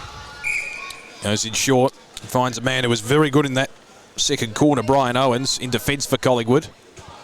Down the line he goes to Fitzgerald. He really set the tone early in terms of goal scoring capability. Played on. Fitzgerald loops it over the top. Owens, is he going to hold it? It's stripped off him by McKay, who did it well. He tries to pick the ball up with the one hand. Tries the underground shot towards goal. It's bouncing towards the teeth. Razon gets there. Couldn't quite take it. How about that for a fickle bounce? It's gone back to where it came. Big collision. Smith got to the ball first and feeds it inboard to Cochrane. That was an entertaining passage of play. That's wonderful attack on the ball from Razon. Didn't quite work for him, but Smith with the ball now. Goes back and McKay takes it in the pocket. So McKay's had a couple of missed opportunities early in this third. Can he take advantage here? Yes, he can. Oh, exciting play from the Saints. They're certainly showing their capabilities now in this quarter. That's all you need, a bit of momentum to go your way, and it could precipitate a run-on. That's what happened in the Richmond-Hawthorn game, where Richmond scored, I reckon, 5 goals within the space of 2 minutes, and it can easily happen here. So Collingwood will be looking for forward in the centre clearances to get the tap. But Smith is starting to take control of those clearances, which is why Collingwood probably not dominating so much this quarter, but it's gotten over to Fitzgerald now. Can they stem the tide? Fitzgerald gains some territory, shoots towards goal. He makes it look so easy. Great play, Riley Fitzgerald. Provided a bit of run, the top of the forward zone, and registers a major. Just noting we've got 2 Fitzgerald on the court. We've got Riley Fitzgerald for Collingwood and Liam Fitzgerald playing for Saints, which makes it slightly confusing. But so Smith will try and pick the ball up. McKay with the underground pass to Smith. And the mark's going to be taken by Cochrane. Umpire calls play on. Cochrane just into open territory here. It's going to come right in front of our commentary position. It'll be a Collingwood ball, the last touch rule in vogue. It'll be taken by Owens. Owens going laterally to Razon. Now they work through the corridor, traverse through the corridor here, the Magpies. Mark taken by Ford. Laterally back to Razon in the central zone. Razon long pass towards the top of the forward zone. And Owens, who's worked his way up the court, takes the mark. Owens short into the pocket, and the skipper, Jankowski, who had a brilliant start to the second quarter, can go back and shoot for goal. That was really good, slow, considered play by Collingwood. Just waited till an option presented. And Jankowski with the shot at goal. Lovely shot at goal. Put it through. Good methodical piece of play for the Magpies. It was what they needed to get to just get their confidence back again, because they had the early part of the game domination over the Saints, and then the Saints have been coming back in the last 3 or 4 minutes. So a great link-up play by Collingwood to get them back on the board. They've responded well, the Magpies. 2 goals in quick succession. Stems the tide that was favouring St Kilda for a brief period, as you said, Richard. As we're back underway once again, Ford wins the tap, but that's going to go out of the perimeter. And Smith will be the recipient for the Saints. Colt figure, isn't he? Ryan Smith, the skipper, looks inboard to Nash. 2 of them have worked well. Nash just to the defensive side of centre. Back to Smith, the centre of the court. It's got McKay presenting. He's trying to force a lead. Owens is cutting him off at every opportunity. Short pass is going to be delivered there to Liam Fitzgerald, the vice-captain for the Saints, as the whistle is blown. It's going to come back to Smith, I think. May have been an encroachment on the mark, so Smith. See a bit of an argument there with the umpire, Fitzgerald. Just wondering who's going to be on the mark here. Either way, it's going to come to McKay with the direct ball movement. Well, Fitzgerald was just, Riley Fitzgerald was just saying he couldn't go over that line to be on the mark because he's a forward, so he's not able to cross that line. So in this game, McKay from long range. Oh, how about that for a team lifter? That's a beautiful goal by McKay. And this is what St Kilda can do. They had the talent amongst their team to really score some terrific long-range goals, and they can manoeuvre themselves back in the game if they can get a bit of a run on here. So back in the middle, 33 points the margin, under 2 minutes remaining to three-quarter time. Can the Saints score a couple of quick goals to give themselves a puncher's chance? Cochrane can't quite pick the ball up. Fitzgerald combining there with Owens. What can the Magpies muster? McKay with the intercept. Is he going to be paid? Yes, he is. Beautiful contested mark, McKay. McKay's got Smith in deep. Does he go in that direction? Yes, he does. Smith takes it on the chest, uncontested. Found space. Smith looks inboard, back to McKay. Takes it in a contested situation in front of Owens. Can he score from long range here? He's certainly capable. He's directly in front. Scored a goal just a moment ago from the same position. McKay misses this time. Just behind. 32 points the margin. So it'll be Razon to bring it back into play for the Pies. We're under a minute to three-quarter time. Razon short to Owens. Just in terms of expansion, is that going to be on the cards for the Victorian Wheelchair Football League going forward? We've got obviously a bevy of teams in at the moment. Is there room for more, do you think, as we head towards forward territory for the Pies and Jankowski takes the mark? Yeah, well, certainly. I mean, the sport will will seek to continue to develop and enhance the opportunities for people with disability to get involved in sport, which is why the sport exists. But so as the numbers grow, and we've got a development league that now operates in addition to, this is the senior competition that we're watching today. Lovely goal there, Jankowski by the Pies, which they needed just before the three-quarter time break. And also we have running today, there's a junior, behind us is a junior kids wheelchair football clinic which is going on at the moment. So there's some terrific pathways that AFL Victoria have developed to ensure new players can get introduced to the sport, and with new players we'll have opportunities for new teams to come on board. So we're looking at, I know there's been some discussions over recent years with Geelong Football Club potentially being involved, and other clubs, so I won't probably release too much information yet, but there are plans afoot for more teams to be able to be represented. And the long run is obviously to have an opportunity for all teams to have a version of Wheelchair AFL, demonstrating that that AFL is available for all people, no matter what their circumstances and their capabilities. So three-quarter time, the Pies have steadied in the third term. They lead it by 38 points over the Saints, 74-36, back with the final quarter in just a moment.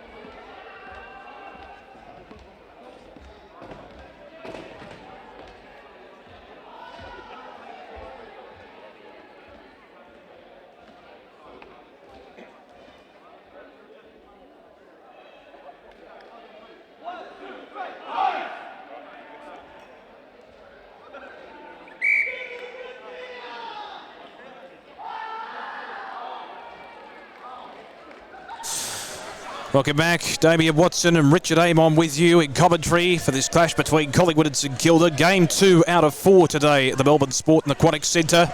It's the Pies in a commanding position, leading by 38 points. What can the Saints muster in this final term? Can they make a bit of a run on here, do you think, Richard? Oh, I think they can. They showed elements in that last quarter, where they can show their talent, particularly the three key players that I mentioned, McKay, Fitzgerald and Smith. Once they can combine, then I think they're a very dangerous team. So it's certainly not game over.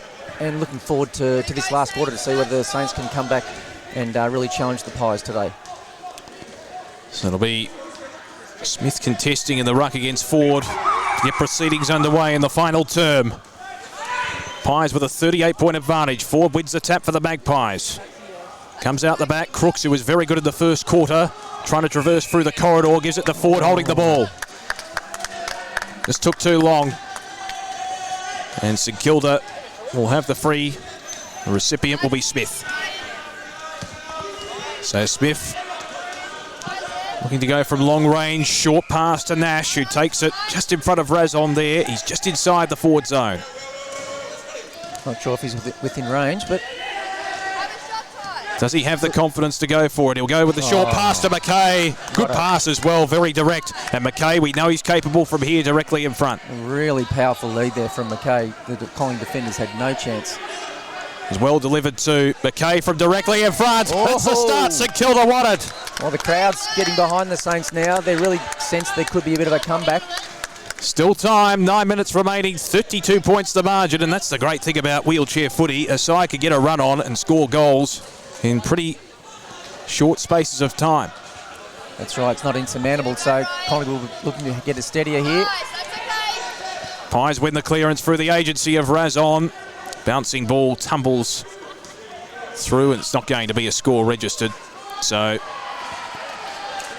to clear for the Saints, it'll be Fitzgerald of the St Kilda variety. Of course, Liam Fitzgerald, the vice-captain for the Saints, goes across the defensive goal face and finds Smith. Hasn't he covered a lot of territory on the court? Oh, he has.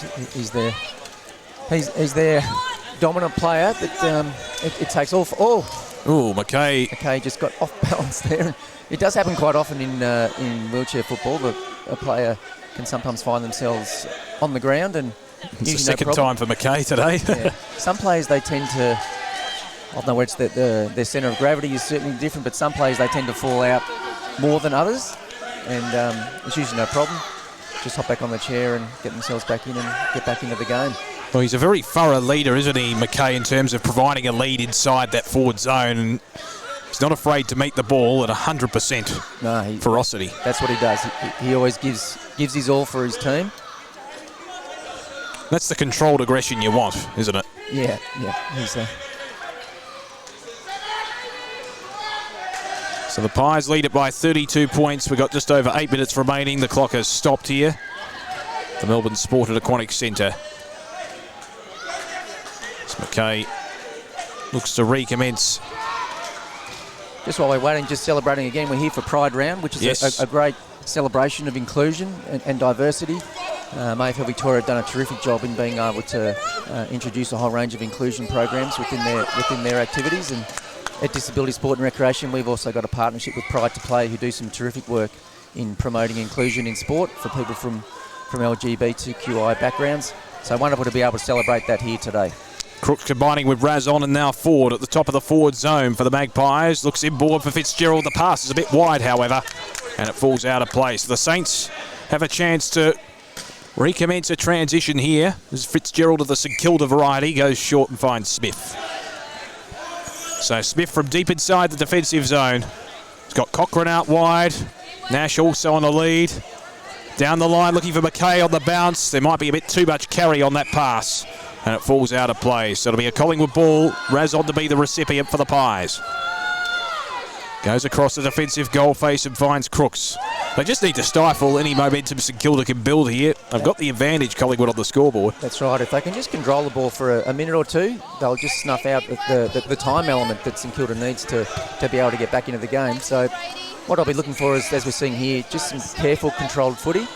Fitzgerald plays on. Goes over the top. Ford had a touch of the fumbles. He had to turn around quickly. Now, is that going to be illegal, that disposal? Yeah, it looked like a bit of a throw. Yeah.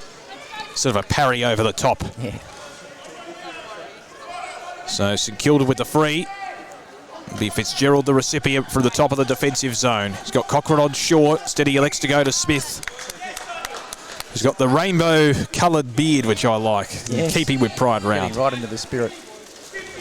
So I mentioned before that was a bit of a throw. Obviously you can underarm throw, but you can't overarm throw. Yep. Just to make a distinction there for the viewers at home who were thinking, hang on, I thought you were allowed to throw. That ball tumbled over the line. And that could be a difficult situation, isn't it, for players to try and negotiate the underarm throw if they've got some pressure in close contested-wise. As Smith goes long, but ill-directed, and Crooks takes the mark. He's done some wonderful intercept marks here. Crooks have been really impressed with him. It's the first time I've actually seen him play. Chips it in short with the pass. Finds the intended target in Ford. From the top of the defensive zone for Collingwood. Looks long towards Jankowski. It tumbles through. And no score to be registered. So leading into next, there's only one more round and then they've got the final. So Collingwood would be looking to build some confidence in their ability when they have their full team on the park. They're certainly one of the teams in the competition to really watch. Unfortunately, one of their key players, Josh Christian, who lives in Tasmania and attempts to travel up to Melbourne for the games, wasn't able to make it today with the flight being cancelled at the last minute. So if Collingwood can get their full team on the park, including Josh, then I think they'll be a team to watch when it comes to finals. That's it, as Nash get back into his chair with a wry smile, which is nice to see. That's the thing. All you need is a bit of momentum in the lead up to finals, and you can peak at the right time of the year, can't you? That's right. The format with Victorian Wheelchair Football League, every team still has a chance in the finals. I mean, it's obviously easier for the teams who finish higher up on the ladder, which is what we're battling for in these games today. But if you get a run, if you can win a number of games in a row, then the competition's really open to anyone. So McKay takes the mark just inside the forward zone. He's capable from here. It's from long range, but he likes it from long range. Well, if they're going to have any chance, he needs to register a goal here, you would think. There's 5 minutes remaining. They trail by 32 points. McKay with plenty of penetration. Goes for home and misses. Gave it the big hook. So Razon to bring it back into play. Well, Collingwood just need to hold on to it for a couple of minutes, and you'd think they're home. Down the middle he goes to Fitzgerald. He's got a couple of options short. Crooks is one of those. He takes it just inside the perimeter. Crooks inside the forward zone. He goes into the pocket looking for Jankowski. The ball eludes him. It'll be a St Kilda ball from their defensive zone. I think Fitzgerald of the St Kilda variety will take it. He's got Cochrane in short if he wants him. Smith is trying to find space as well. Ford is on his hammer, but Smith finds space. Takes the mark. He's got Cochrane in short. Goes longer to Nash, who takes it in the middle. Nice. It's great to see some young players coming through with the Saints. As you can see, some new players being able to introduce onto the court and showing their skill. That's the thing. It's different demographics and ages that can participate. Well done, Liam. Good talk, Ty. So Smith with a long ball towards Nash. Couldn't quite hold it, but there was an infringement, so Nash will win the free. Excellent work, Ty. Razon appealing to the umpire, but really, I think it's probably a fair decision in that situation. Nash is just inside the forward zone here. Can he step up to the plate, the youngster? Goes for home. He's put it through, but I think it's going to come back. He has to go over his mark, does he? Yeah, it looks that way, but it's unfortunate because It's a good shot. he did actually have a good shot at goal there. So this time he's gone the pass. Finds Well done. McKay. And that's often the best play is to get it to a player in a better position. And McKay, obviously with a longer range shot, should be able to score here comfortably. McKay gives it a bit of a hook and misses. Well, I guess that's one problem with his technique, and we've seen that a couple of times today. He's got that bit of a hook, and unfortunately, he's registered a number of behinds as a result. It's almost the Buddy Franklin style hook. From long Sometimes it range. works and sometimes it doesn't, but he certainly is able to show his determination and attack on the ball. And as the Pies move forward through Fitzgerald, gets it over to Jankowski. We'll be able to go back and have a shot at goal to... This could probably seal the game, I would imagine, Damien. Yeah, with a 5-goal margin, he's adjacent to the behind post here. Jankowski for the sealer for Collingwood. If it hasn't been sealed already, he puts it through. The Pies lead it by 6 goals. And you can see Jankowski's really celebrating that. This means a lot to the guys, the players out there. They've had an up-and-down season, so to be able to head towards the finals after the next round in a couple of weeks, Collingwood really getting some great confidence out of this game today. And they certainly did the grunt work in the early stages of the game where they got out to a 4-goal advantage before St Kilda really had it inside their forward territory. Here's Fitzgerald again. Well done by Cochrane to intercept. It'll still be a Collingwood ball, you would suspect. So Jankowski. Deep inside the forward zone for Collingwood. He looks for Fitzgerald. He takes it with the one hand and collides with the goalpost. Destroys the goalpost. With a smile on his face. That's what we love to see. Players smiling, happy. Because what we're seeing here today is, it's a celebration of sport. Celebration of players being able to get together with their mates and play a game of sport, no matter what your capabilities. So it's wonderful to see, and also good to see the Collingwood team extend their lead. It's up to 7 goals now with just over a minute remaining. They can enjoy it now, the players, can't they? They know they got the game won, the Pies players. Ford loses out to Smith on that occasion. Here's a chance for Nash in the pocket if he can retrieve the ball in time. No, he can't. That's all right, defense now. So Razon will be the recipient. Deep inside the defensive zone for Collingwood. He's had his moments too. Certainly stood up under pressure.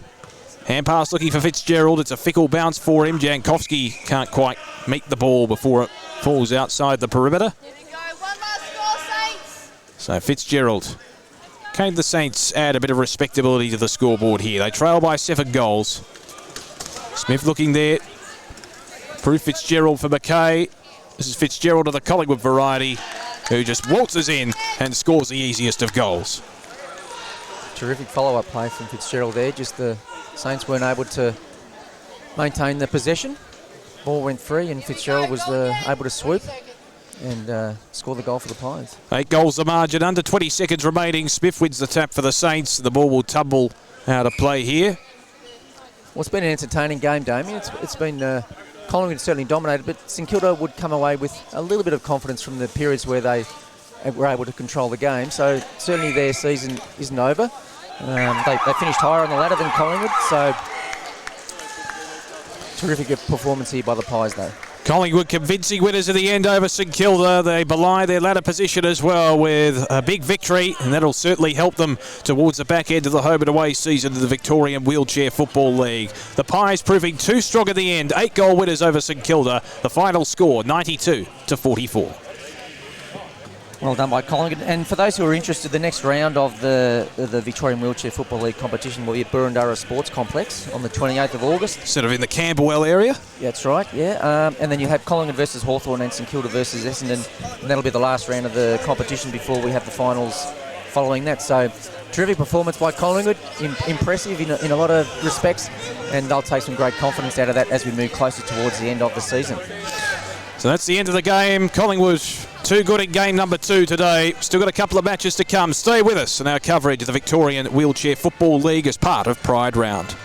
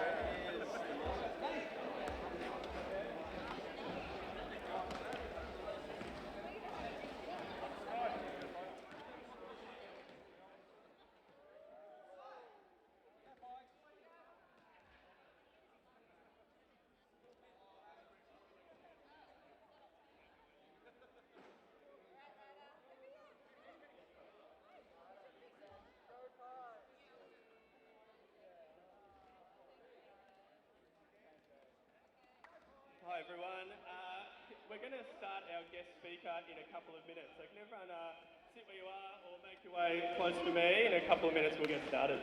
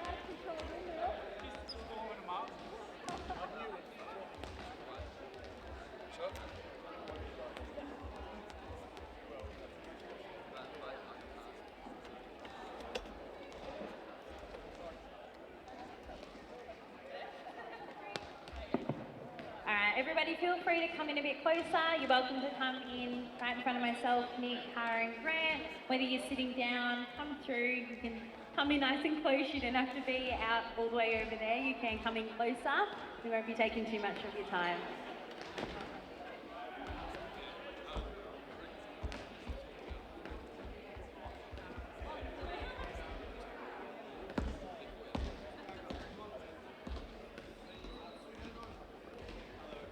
Hello everybody, and thank you for coming down to our Pride round. What a fantastic day for wheelchair football. My name is Nick, for those who don't know, and my pronouns are he, him.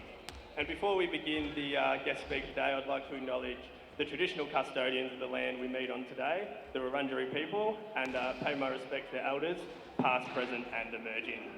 And then, most importantly, I absolutely love seeing the junior wheelchair players over there. Can we have a big round of applause for our junior players today?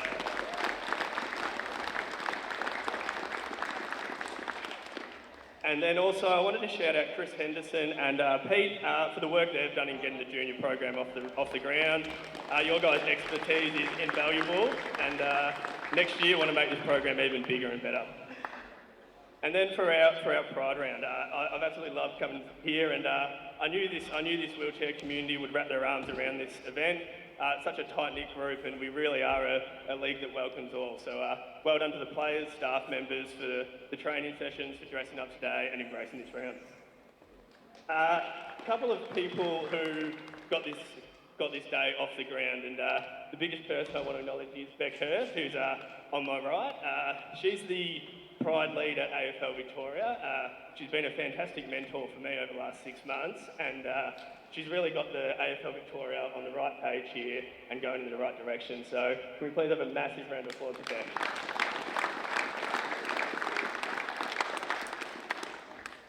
And now I've got a very important award to announce, a $200 Best Dressed Award, who will thank you to Coles for sponsoring that. And the winner today from the Richmond Football Club, Freya Munzel.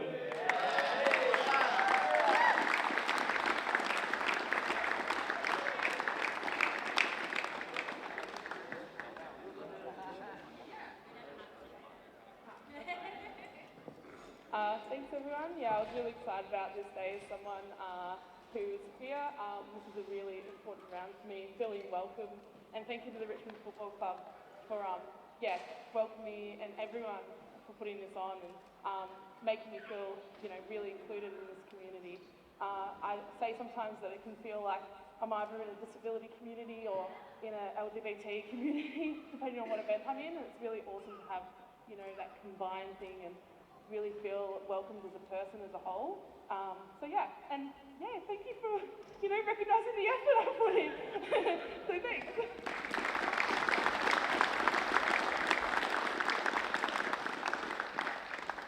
And then just before I hand over to Beck to talk about the why for the Pride round we're doing, I just wanted to thank Pride Cup and Cara, who's with us today. For those in the training session, James delivered a really informative session, which really helped me understand the why of what we're doing. And it was just really good. We had 60 players there, which is a great turnout. So thank you to Cara and Pride Cup for all the work you've done. And now I'm going to hand over to Beck to have a quick chat around the round.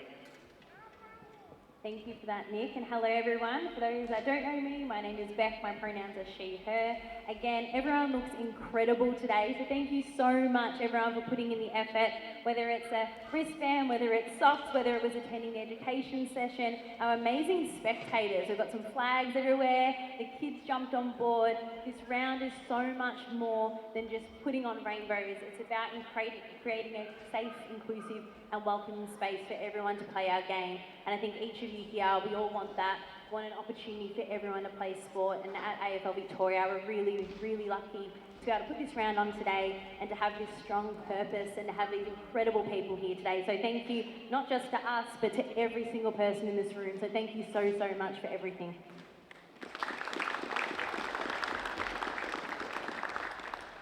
AFL Victoria has been on a massive journey over the past 12 months to really make sure that we are inclusive towards everyone to play our game.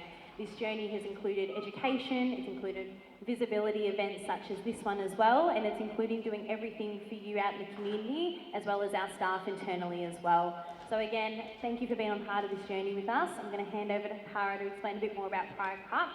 She's definitely the best person to do so. Hi there. I won't take up too much of your time, but my name is Cara. My pronouns are she, her. And thank you for bringing to life something that I really wanted. It's part of my vision for Pride Cup is to have events through every single sporting league in Australia, and you are our first very official wheelchair Pride Cup, so thank you so much. It is really important, and congratulations on your best dressed, but it is really important that we know and that we acknowledge that it is, there are quite a lot of barriers to participating in sport, and we work within the queer community across all sports in Australia, so it doesn't matter what code, what league, what level, we work up to national and right into the grassroots, you know, out in regular sort of sporting clubs. So for us, you know, we do exactly what Beck said. We host sort of visibility events where we get the rainbows out and hope that, you know, there'll be people walking past today who will see the rainbows and go, oh, might pop in there and see, because I will feel safe and I will feel welcome, whereas they may not have done that beforehand. So we do visibility, it's really important, but we do also try to educate on what some of those barriers to inclusion are. So thank you so much. Yep, you absolutely have embraced it. I'm going to hold you up to every other state and say, look at what AFL Vic have done. Really leading the way, so really appreciate it. Go Pies, I'm a Pies supporter, so that was a great win. Great win, well done. And yeah, enjoy the rest of your day. I'd like to introduce Grant Maynard now, everyone. I'll get him to introduce himself fully, but Grant is an ex-AFL wheelchair player who has come to speak to you all today, and again, sharing the why from his experience as well about the round. Yeah, hi everyone. So if you don't know me, I'm Grant Maynard. I played with Richmond Football Club up until 2018. And yeah, it's such an important event for me personally, growing up with a disability from birth and coming out at a young age, being involved in sport and being involved in team sport is just such a huge challenge. And yeah, seeing a Pride Cup and a Pride round come out like this just means so much, not just to me, but to a whole community of people, not just in Victoria, but across Australia, because it's putting things forward and it's putting things visible. Yes, give him a round of applause. Beautiful. So what does intersectionality mean to you, Grant, and why is that important for today's event? Intersectionality is such a complex and important thing for me personally because I grew up as a Christian and I still believe in God, and I've been able to say I'm proud of religion. I've been able to say I'm proud as a gay man. I've been able to say I'm proud in work that I do, but it's always been really difficult to put all of those things together and say I'm proud of all these areas and all the different parts that make up me as an individual, because quite often so many people get put in boxes and get kind of conformed into a very stereotypical way of thinking, whereas diversity, no matter whether it's race, religion, background, gender, sexuality, it all makes us better people when we all learn from each other and yeah, learn to grow off how the intersections of society can help us grow. That's really beautiful, and I think that's the massive and big importance about this event today is about intersectionality and bringing people together from all walks of life, which we've mentioned a few times, but again, that is the key message for today. Outside of that, Pride rounds, there's so many different ones. We have them in the AFLW, other sports have them as well. What does a Pride round mean to you and to events like this? Pride rounds, I think, are really important because while inclusion has been around in law for quite some time, it's generally hidden behind a piece of paper and it's not a visible part of society. So when Pride rounds like this happen, it's suddenly putting it front and centre, and it's not saying it's something hidden, it's not saying it's something that people should be ashamed of, it's something that can be embraced no matter what part of society you are from. and what you want to achieve. I love that. That's really beautiful. That's lovely. When we talk about allies, I know that myself at the AFL, I have some amazing allies that I work with, and I think without them, I would struggle to advocate, for the pride community within our sport, but then also for myself personally, I think that allyship is so important. So I guess for you, what does allyship mean, I think, to share with everyone, one, but two, what does allyship mean for supporting yourself as well? Yeah, allyship, I think a really important thing about allyship, apart from kind of visibility, is as people with disability would know, we quite often have to ask questions if we can be included. We've got to ask if the place is accessible, if we can get through the front door. There's all these questions and barriers before we can even know if we can participate. So when we talk about allyship and what allyship means for me, and I think in society in general, is having people put their information front and centre. So questions don't have to be asked, and you can go along with confidence to whatever it is that you want to go to, without feeling as if you have to hide part of yourself away. I love that. I'm sure there's a lot of people here that have been a part of the education and are a part of today that are allies in this space, and we can't thank you enough for being here and representing the community with us today as well.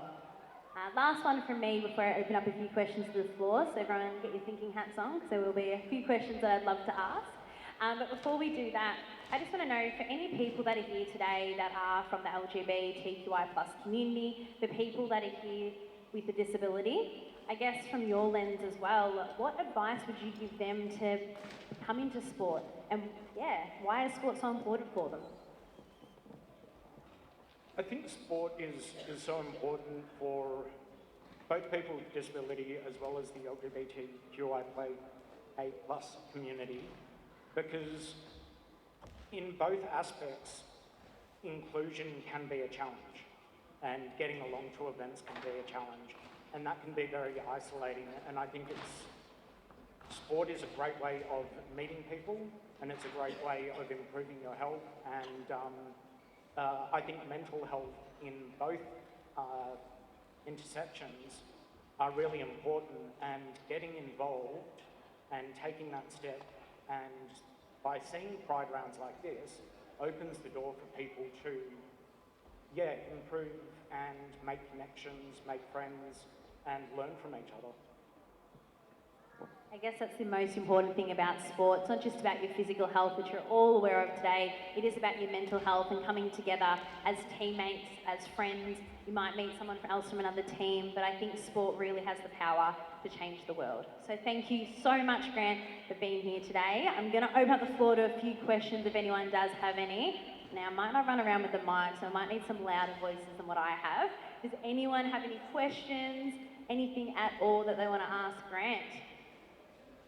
Doesn't have to be about the round, it could be about his experience in the Wheelchair League as well, whatever, anything at all? All right, I'll wrap it up then. Beautiful. Thank you so much, Grant. Really appreciate your time. Give him a round of applause, everyone. Awesome work. Thank you, Grant, and thank you, Beck. Now let's get into the big game between Richmond and Essendon. Thanks, everyone, for listening, and let's look forward to some good footy.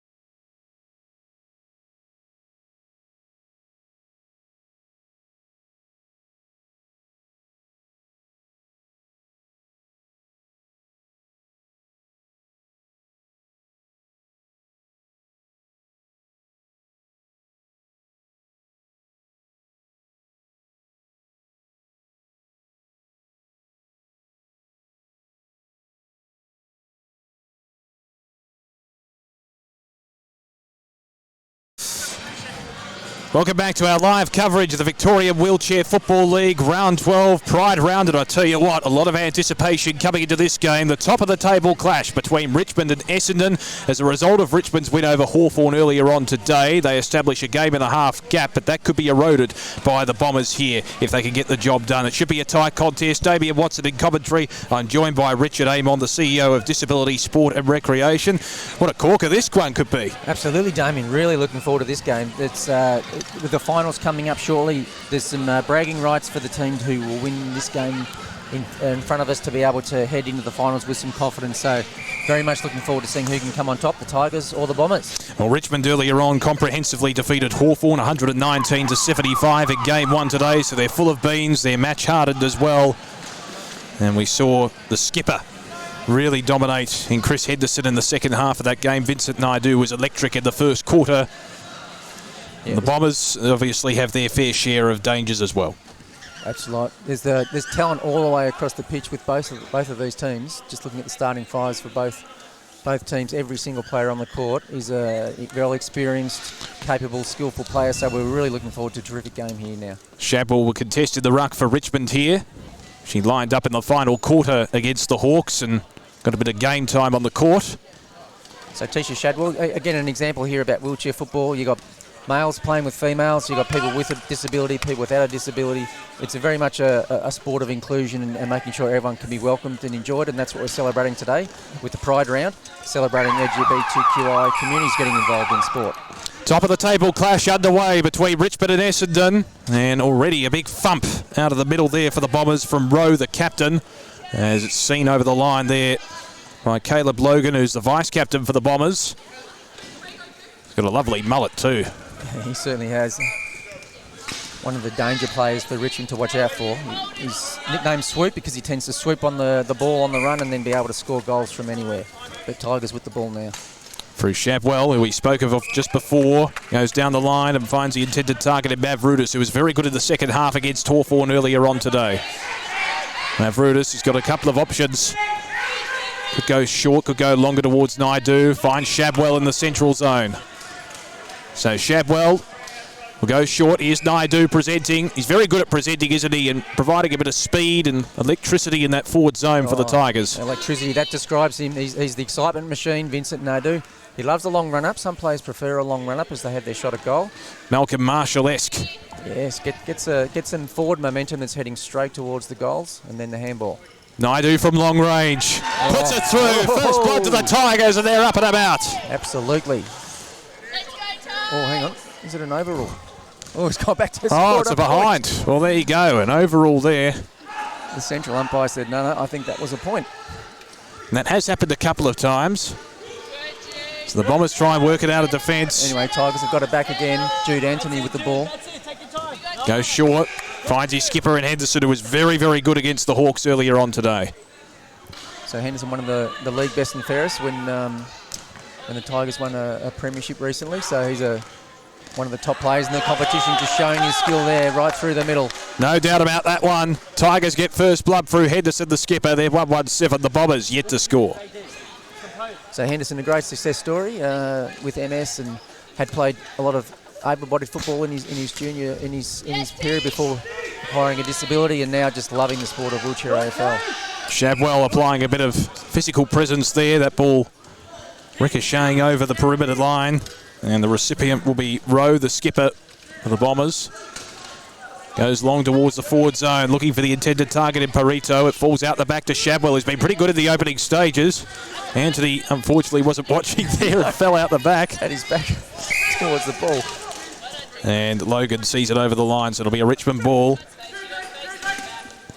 So Anthony looking to go laterally. There's an infringement. In fact, we'll have a situation here where Adam George Ellen get back into his chair. Yeah, it's strange seeing George Ellen in the red sash. He's previously been a player for Richmond, so good to see him continuing his sporting journey with the Bombers. Like how he's got his name on the wheels as well. Oh yes, he helps promote himself.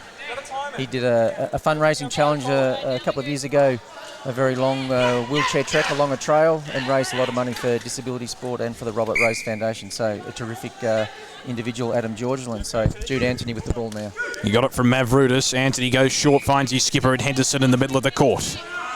Henderson goes long over the top. Naidu's got the open goal face ahead of him, and he steers it through with consummate ease. Tigers have their second. They're looking good early, the Tigers, competing well and really linking up with their players and taking their time, making sure they don't rush things, and using the advantage that, as you can see in the centre, Tisha Shadwell's got the height advantage here over Georgeland. Should be able to win the ruck contest. And she wins it again to Anthony. They're going backwards to go forwards here, the Tigers. The mark will be paid here to Mavroudis. The defensive zone down the line to Shadwell. She's been excellent so far in the opening minutes. Yeah, a prominent wheelchair basketballer, but loves the sport of wheelchair AFL as well. Long ball towards the forward zone, and Henderson, the skipper, takes the mark. He's within range here. He's got good penetration. He's directly in front. Henderson straight through the middle. Tigers have their third, and the signs are ominous already. Yeah, there's a couple of worried looks there from the Bombers players already. But as we've seen earlier, the games can turn, and Bombers, there's definitely some skill on the park where they should be able to get themselves back into this game. Back in the middle, a change in the ruck here. Contesting for the Bombers will be Van Gemert. Falls out the back. Naidu had it stripped off him in the end. That was good play, defensive play there from Rowe, the skipper for the Bombers, who sees it over the line. So Rowe will be the recipient for the defensive zone for the Bombers. They just need to find some system in their play. Yeah. Van Gemert from the defensive zone. Chips it in short, looking for the intended target there in Leonard. Just couldn't quite reach him in the end. It was dispossessed from him. So Henderson, the recipient. Naidu's on the run. Oh, he's got it too easy in the end. Loose checking out the back. And Naidu from directly in front should register a major here, you would think. We know what he's capable of. He's full of beans at the moment. He's full of confidence. He's full of adrenaline. Takes a breath. Naidu for Richmond's fourth. Straight through the middle. Wow. There's an appeal there, I think, from James Leonard, the Essendon vice captain, saying it went over the post, but nothing doing. 4-1-25 to nothing in favour of the Tigers. Some worrying signs for the Bombers. Let's see if they can get back into it. It starts from the middle, and what we can see is Jude Anthony trying to get himself clear so he can win the tap from Shadwell. Shadwell winning the tap. A bit of intermission here. Yeah, great desperation there from Louis Rowe, who's, I mentioned some players tend to come out of their chairs quite a lot, and Louis is one of them. But end of the day, we'll get him back in the chair and play will go on. Got broad shoulders as well, doesn't he? Yeah, he's a powerful player. He's the inaugural captain of the Bombers in the very first season. Been a mainstay for the Essendon team since day one. So we'll resume hostilities once again. What do the Bombers need to do to get back into this contest? Because, look, I know Richmond are on top of the table, and they're on top of the table for a reason, but you wouldn't have expected such a blowout so early. No, well, we need Caleb Logan. He's the dominant factor for Essendon. He's the excitement machine for Essendon. If he can get involved in the play, then they've got a chance of getting back into this game. Henderson, the skipper, just forces it forward for the Tigers. Naidu, it went over his head, and the ball tumbles out of play. Logan with the ball now. Logan straight down the line, finds the intended target there in Leonard. Vice captain for the Bombers. They'll favour the outer side here, looking into the middle. It was a poor pass in the end, didn't really favour anyone in particular, but fortuitously for the Bombers, it ended up with Logan. Quick pass out wide.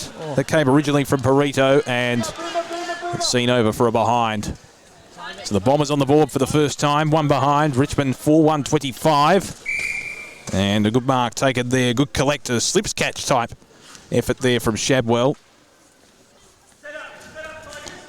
Van Gemert back into his chair. So Shadwell from the defensive zone. She's got a couple of options down the line. Anthony presents. Naidu's a little bit deeper. We resume hostilities once again. Shadwell goes short. Finds the intended target there in Mavroudis. He's very good in the second half against the Hawks in game one. He's got Anthony out wide, finds him. Just on the edge of the defensive zone here for the Tigers. They're working it methodically forward. It's like the tempo has been stung out just a little bit. Mavroudis presents on the outer side. Naidu calls for it. Anthony came in from the side. Had a bit of a collision there. I'll tell you what, it's been played at a fierce tempo at the moment between these two sides. We've seen a lot of players go down onto the field. I hope he's okay. It looks like he's holding his elbow a bit there. Yes. Jude Anthony.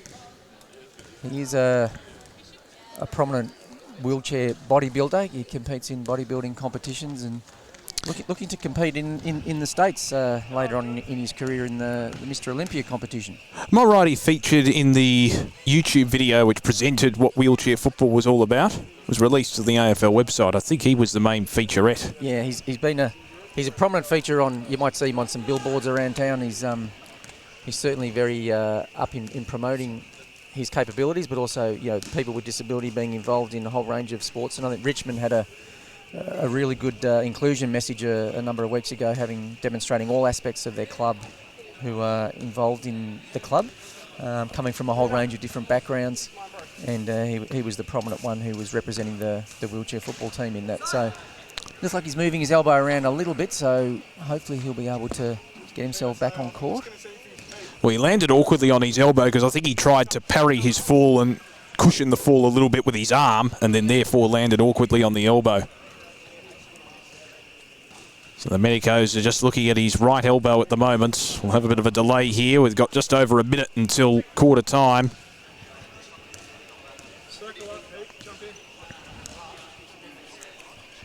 So it looks like Peter Oganyemi is looking to come on in place of Anthony if he's going to be coming off the court.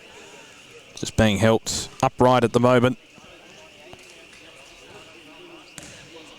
Just on the point of the elbow, he's feeling a bit of pain, so see if he comes off the court here. Or is he going to go back to the huddle? Might get his elbow checked out at the moment, so he's coming off the court. He's a pretty tough character, so I'd imagine he'll just get his a few moments to get his wits about him, and he might see him back on play. But a great transition with Peter Oganyemi being able to come out on the court, the original Hawthorn captain in the Victorian Wheelchair Football League, now playing with the Tigers. So the ball up, tap one there by Shabwell for the Tigers. The Bombers work it forward. That's a tumbling ball over the line. So Mavroudis should clear here for the Tigers. Mavroudis for the defensive line. Got Oganyemi short. Lex to go longer. Naidu presents and takes it right in front of the camera, which is probably where he likes it. Just inside the field. Inside the perimeter of the court. Goes short. Finds Shabwell, who's been very good in the opening stanza. Shabwell's got a couple of short options out wide. Naidu presents. Goes laterally to Mavroudis, who takes it. Almost played on there. Yeah. He was clear to go off, wasn't he? He elected to stay put. Long ball will tumble through and won't be a score there. So ultimately, the Bombers will clear through Van Gemert.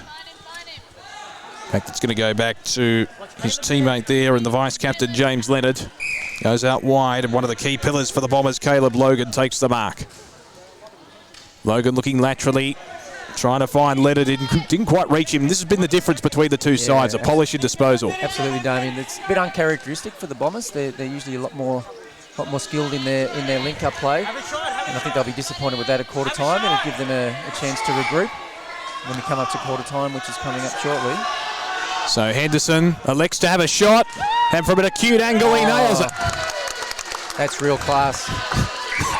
He's shaking the head, he can't quite believe it himself. He's almost shaking his head, but really he's capable of doing that. I've seen him in the past. So Tigers, it was a real dominant display of wheelchair football being played at its best.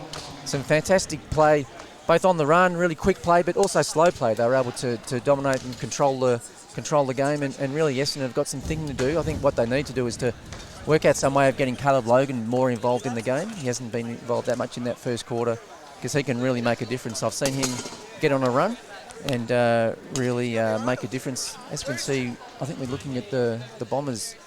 It looks like, is that Matthew Lloyd? Matthew Lloyd's out there joining us today, which is great to see some support from outside the disability community, people who just love sport. What we're seeing here today is a great example of sport being played really competitively, really exciting sport itself to watch. And what we're hoping in the future is we can get a lot more participants not only playing the game but also just watching the game, coming down here and seeing what's possible for people with disabilities. And it's good to have high-profile ambassadors as well, just drawing attention to the sport. Yes, absolutely. So, as we know, with the naming rights of the competition, the Robert Rose Foundation, the links back to Collingwood Football Club and Kevin Rose and the Rose family at Collingwood, being able to ensure that we promote an inclusive life for all Victorians, no matter what their background and capability, and that's the main mission of Disability Sport and Recreation, is who I work for to try and promote, choice, access and participation for people in sport. So a terrific first quarter. The challenge is up for the Bombers. I think they've got the talent to be able to come back, but really a dominant display by the Tigers in that first quarter. Yes, 5-1-31 to 1 behind. The Tigers had all the possession. They dictated terms. They had plenty of options inside their forward zone as well, and I think they just had greater polish in their disposal too, and that's a key difference between the two sides, particularly in a pressurised game in a top-of-the-table clash. That's right. There was some really good link-up play, and I think the Bombers through some terrific ruck contest from Tisha Shadwell in the middle was able to give her teammates first control of the ball, and Vincent Nadu is an excitement machine. He just... What I love about him is he just attacks the ball, works really hard, and he really loves to be in that limelight, having a shot at goal. So about to recommence proceedings here. Start of the second quarter here at the Melbourne Sport and Aquatic Centre. What can the Bombers muster to get back into this contest? It's first versus second on the table in the Victorian Wheelchair Football League. Shadwell's been very good in the ruck for the Tigers. She'll contest here. So against Van Jamet. Sorry, Damien. Anthony's still off the court, so Oganyemi has maintained his position with the Tigers. Naidu straight away into the fray and misses this time to the right. So just the minor score. They extend their lead to 31 points. The Bombers just need to probably slow down the play, and again, dropping the mark on that occasion was the vice-captain in James Leonard, and a bit of physicality there between the players. Yeah, Louis Rowe is known for that. He loves getting in amongst it. Louis Rowe, the Essendon skipper. Well, I think he wants to send a message to the opposition. They're not going to be mucked around with. So here's Caleb Logan. Feeds it short. Van Gemert in the middle of the court. He's got a couple of options across the top of the forward zone. Elects to go short. Finds his skipper, Louis Rowe. Perito trying to make a lead. Yes, well done. Good lead, good pass from Rowe. So Perito from long range. He's going to go with a big run up here. Yeah, he's one of the most powerful players in the competition. He should make the distance no problem. Long shot from Perito, straight through the middle. Oh. The Bombers have their first major on the board. That's what they needed. And it might give them a bit of confidence. If they can get their hands on the ball, then there's no reason why they can't get back into this game. So a long approach from Perito. That could be the fire starter for the Bombers. Shadwell wins the tap for the Tigers, but it's taken by the Bombers skipper in Rowe. And again, the transition very quick, maybe a little bit too untidy with the disposal. And Mavroudis will be the recipient for the Tigers from deep in defence. Mavroudis goes short, trying to find Oganyemi. He takes it on the half volley. He did it well in a tight situation in a confined space. Shadwell couldn't quite get there. It'll be an Essendon ball, or is it going to go to the Tigers? It is going to the Tigers. Just trying to decipher who had the last touch. Oganyemi to be the recipient for Richmond. Down the line, Naidu takes a good contested mark. That's going to be an interesting matchup against Logan. Yeah, two very dynamic players. I think that's the reason why they've got Logan onto Naidu to try and minimise his impact. But problem is Logan doesn't have as much of an impact as a result. Exactly. It means there's not much going forward for the Bombers. So Naidu, top of the forward zone, more than capable from here. This to restore order and a bit of momentum for Richmond. Now, there's been a push out and potentially a Richmond shot right in front of goal. Henderson, the skipper, the recipient. The two skippers in a bit of a tangle there. Henderson from close range, point blank range, he puts it through. Rowe was shaking his head at that, but the umpires saw something, so they don't make things up. I'm sure there must have been something there that warranted that free kick. Two skippers at it, Rowe and Henderson. That's going to be another intriguing matchup. Now, whistle has been blown here. Is there an infringement? No, just a warning. So the ball up once again. This time, Van Gebert wins the tap. It falls out the back. And the last touch rule in vogue. It'll go the way of the Bombers here. Logan, the recipient. Excitement machine for the Bombers. One of their cult figures. Naidu, very dramatic on the mark. But the Bombers do work it methodically forward, and the mark has been taken by Leonard. So Leonard from long range goes in short to Perito. Anthony Perito just inside the forward zone here, but a very acute angle to contend with. This is a tough shot. Yeah, what's up? Perito for the Bombers second and his second. From an acute angle, it's gone straight through the middle. He makes it look so easy, and he pumps up his teammates. Certainly looks pumped. I think what we've just seen there, we just got to get the ball. The Bombers get the ball down to Perito. He's shown that he's on song the last couple of goals for the Bombers. So get the ball into Perito, and anything can happen. Back in the middle. Shabwell wins the tap for the Tigers, straight down to Naidu, who's gone into the middle of the court, working his way up the court from the forward zone. Logan dispossessed. That may have came off Naidu, so it'll be an Essendon ball. Van Gebert to be the recipient. So Van Gebert looks laterally not the best of hand passes. He's trying to find his skipper there in row, but just miscued it. So Mavroudis looking there for Naidu. He was against two. He was double teamed on that occasion, but will receive the football. So Naidu just outside the forward zone here. He's going to go long. He's going to go for home, and he misses to the left. Just the minor score. So the Tigers still with the comprehensive advantage on the scoreboard. The Bombers lifting a little bit of intensity at the moment. The skipper will bring it back in through Louis Rowe. Rowe goes direct to Perito. Lovely pass there. Good lead too. Perito, yeah. Finds Rowe. They combine well here. Two of the senior players of the Bombers. Short pass finds Leonard. James Leonard marking there in front of Oganyemi, who is a very good defender in the early part against Hawthorn in game one. Perito trying to make himself clear. There goes the lead. The short pass, the skipper with possession at the moment. Louis Rowe. Short pass trying to find his vice captain in Leonard, but the intercept is affected, and Oganyemi falls to ground. Henderson in there as well. It was great defensive work from behind then from Oganyemi. Able to prevent that mark to Leonard. Be brought back upright. So we've got 4 minutes remaining until the end of the second quarter. Still a 26-point advantage in favour of Richmond. The Bombers need to get a run on. Henderson will be the recipient from the top of the defensive zone for Richmond. So Henderson the skipper. I think Anthony's warming up to go back onto the court, which is a good sign. For the Tigers' perspective, Henderson down the line to Naidu, who takes the mark. So Naidu chips it in short, finds Mavroudis. Just inside the perimeter, Henderson takes it. He's going to be brought to ground here, Naidu. I think they've just got to help him upright here. He's back in the chair. Yeah, terrific sharing of the ball around by the Tigers. They have a number of dominant players who they can go to. Doesn't have to be all through Naidu. Henderson, as I said earlier, is previous best and fairest of the competition, so he's definitely capable of causing some real damage for the Tigers. Henderson will look for an option inside the forward zone. That was too easy. The end, Naidu with plenty of space. Not much defensive work there. I think the Bombers were thinking it was going to be a long-range shot and just left Naidu clear. And plenty of vacant territory to work with. So Naidu to extend the lead for the Tigers. Certainly regain momentum as well.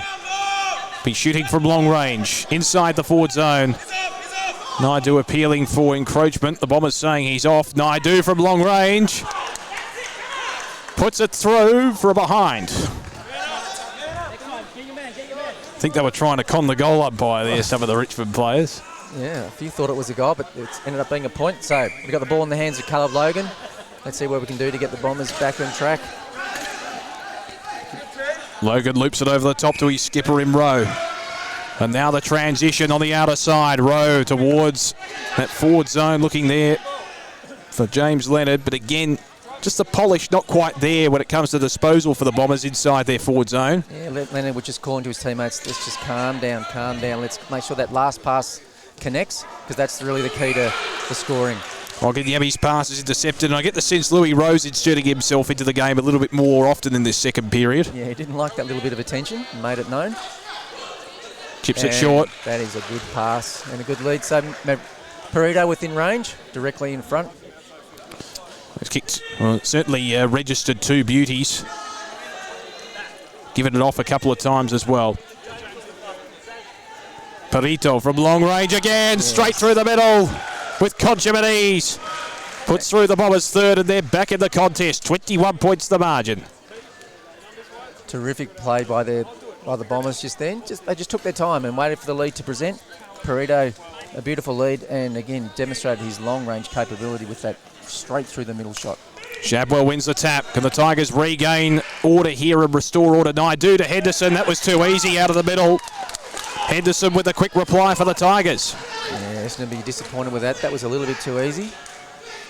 Ultimate centre clearance. Shadwell's been brilliant in the aerial stakes in the middle. Once again, Shadwell wins the tap. This time couldn't find Naidu. It's tapped clear there by Mavroudis, but the Bombers will gain possession. The underground pass to the skipper in row. Going back with the flight on Nyemi. Did it well. Shadwell falls and will be restored to her chair. A lot of physicality there. She's been very good so far in this game, Tisha Shadwell. She only played 1 quarter in the match against Hawthorn late when the game was wrapped up, just to give her game time, but she was primed and rested for this one. Yeah, absolutely. So the siren sounds for half-time. Richmond with a commanding lead. The Bombers did make a bit of a run on late, but Richmond were able to respond through their skipper in Henderson. And at the major break, the Tigers have the advantage. 7-4-46 to the Bombers, 3-1-19 in the top of the table encounter for the Victorian Wheelchair Football League late in the season in Pride Round. Terrific performance there by the Tigers. Bombers have got some thinking to do. But again, what Richmond has shown is how to play this game of wheelchair football. Take control from the centre, and then great link-up play with leading players such as Naidu and Henderson, being able to take marks and then score from all sorts of distances and angles. So well done to the Tigers. Bombers, they showed some promise there. Perito was terrific in front of goal with 3 good goals in that quarter. So the game is definitely not over, and looking forward to another great second half after we have a little bit of a break. Half-time here at the Melbourne Sports and Aquatic Centre. It's the Tigers by 27 points over the Bombers at the major break. Don't go anywhere. Stay tuned for the second half of this top-of-the-table clash.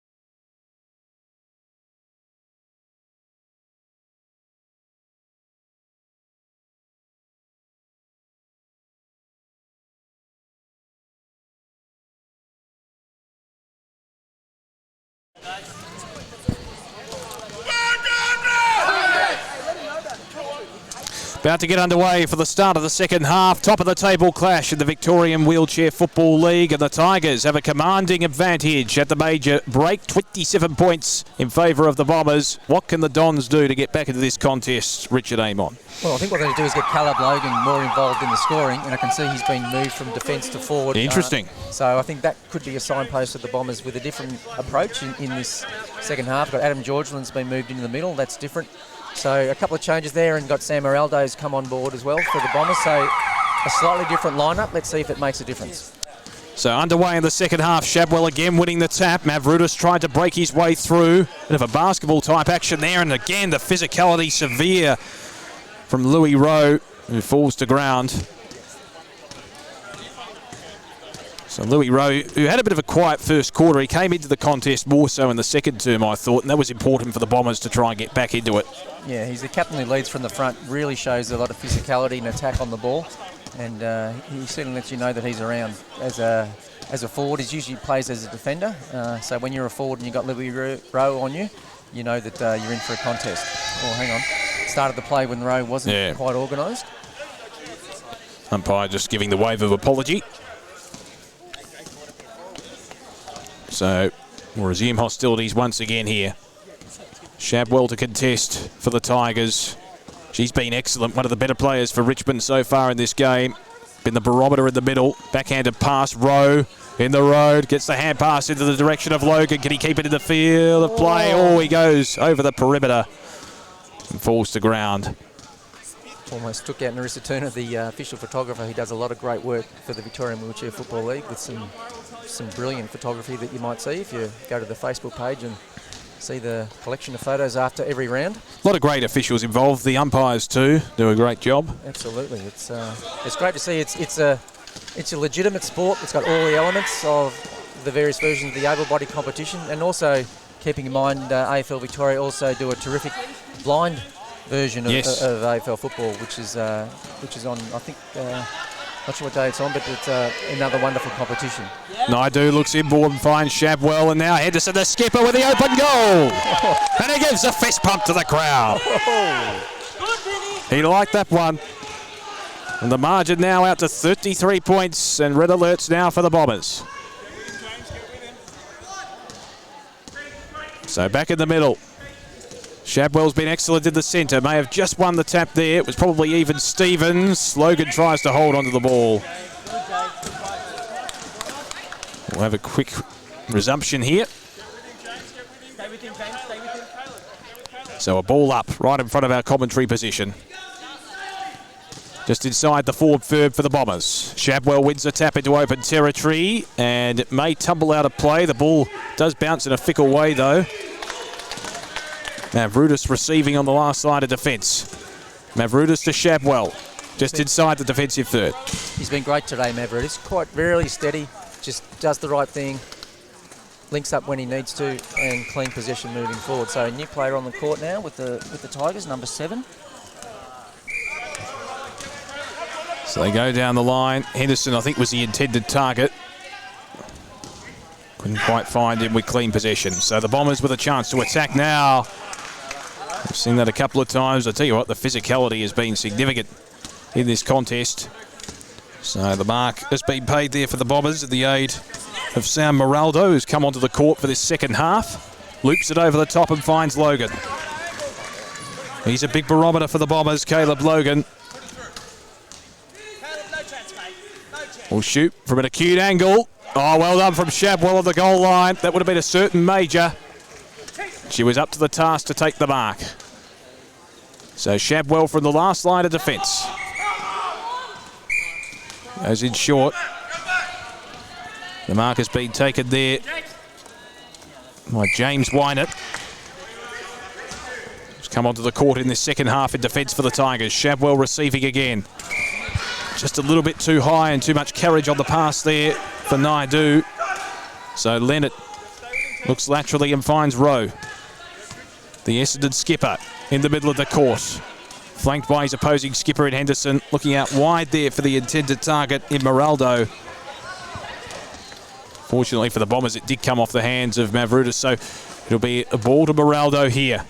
Just inside the forward third for the Bombers. They desperately need a major. Moraldo from long range. He's got Logan in short. He finds him. Too easy. That's the way. Just had enough open space to work with, and Logan is almost directly in front.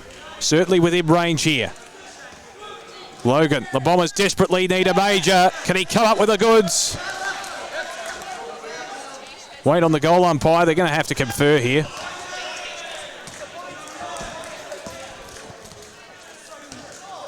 Not quite sure it was a goal or a point. It could go either way, obviously. It's a goal. A goal. So, what the Bombers needed. Right under Caleb Logan, as I mentioned, been moved into the forward line for this quarter to try and get the Bombers back into the game. And there's a pass from Sam Moraldo, who's one of the players who's played the sport from the Defence Force. The sport originated way back in 2016 when the Defence Force tried to develop a sport for players returning from various combat injuries, being able to play a sport amongst their friends. And originally back in Darwin, Prince Harry, when he was stationed there, actually played some of the first versions of wheelchair AFL. So we've got the sport here today, 2022. Oh, Naidu from long range. Massive goal. Oh, one of the goals of the season there from Naidu, and he loved that. That was from beyond halfway. Which is a really exciting development of the sport. In the initial years, you could only score if you were in the forward front third. Yep. Whereas now you can score from anywhere. A bit of unwarranted attention there from Rowe. And it's been reversed. Naidu let him know all about it as well. Goes short to Henderson, the skipper. Open goal face in front of him. He's going to go back, do the disciplined thing and shoot, or regain his composure. What a barometer he's been for the Tigers. Henderson slots it. And the margin now out to 39 points in favour of the Tigers. The sign certainly ominous now. The Bombers, well, everything has to go their way from here with the momentum that Richmond have built up. Yeah, there's a bit of heat in the game now. The Tigers are really enjoying their dominance. Tap one again by Shapwell. Hand pass over the back. We've seen that a couple of times from Moraldo, just blindly. Wynett takes it for the Tigers. A relatively new joining of the wheelchair AFL competition, Wynett, from a wheelchair basketball background, which is great to see other players getting introduced into the sport. That ball's going to trickle over the perimeter, is it? The umpire says it's okay. It's still in the perimeter as it's chucked back almost indiscriminately there from Rowe, the skipper. Wasn't too bad in the end. Logan tries to find the intended target there in Moraldo, who eventually takes it inside the forward third. Goes over the back. Richmond have the numbers, and that's hit into the behind post. Knocks it over as well. So in the heat of the moment there, Moraldo thought he was under a bit more pressure and just blindly handballed it back. Had a bit of time perhaps to look for Logan, which he's going to do now. Logan trying to find space. They double team him. Moraldo's just going to waltz into the open goal and put it through. Well, they were focused there on ensuring Logan wouldn't get the ball, and as a result, Moraldo could just waltz into the open goal. Yeah, smart play there from Moraldo. Saw the opening, just waited and thought that was the best option, and it presented itself. So, Bombers come back. They desperately needed that one, didn't they? Yep. Shadwell wins it down to Naidu, straight down the throat of Henderson, who takes it on the second attempt against his opposing skipper in Rowe. Terrific overhead mark, and what we see in this game is a lot of the elements of the able-bodied version of AFL. Overhead marks, ruck contests, players leading and defending. It's really great to see the sport being replicated in a version that people in wheelchairs are able to play. Henderson responds like a good skipper should, and the margin back out to 39 points in favour of the Tigers on the cusp of three-quarter time here. It's becoming a rout at the moment. Shapwell wins the tap. Naidu tries to keep it in play. Isn't quite successful. So the Rowe skipper, the recipient for the Bombers. Rowe's got a couple of options deep, elects to go laterally, finds his intended target in Leonard. The vice-captain down the line, through the hands of Logan there. A bit uncharacteristic, was appealing for a push-out, but nothing doing. Probably should have taken that regardless. So Shapwell loops it over the top, finds Wynett. Called to play on, maybe. Umpire says, I'll give you the benefit of the doubt. Wind it short to Henderson. Good methodical play from the Tigers.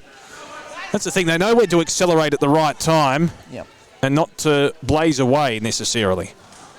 Yeah, there's been a couple of times the Bombers have had the ball and rushed their play moving forward, but Tigers really demonstrating how the game should be played.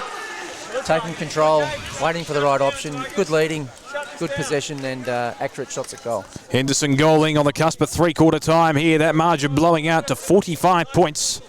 Back in the middle, Shapwell's been excellent. The synchronicity between her and Naidu's been excellent as Naidu falls to ground. That will pretty much see us out to three-quarter time, you would think.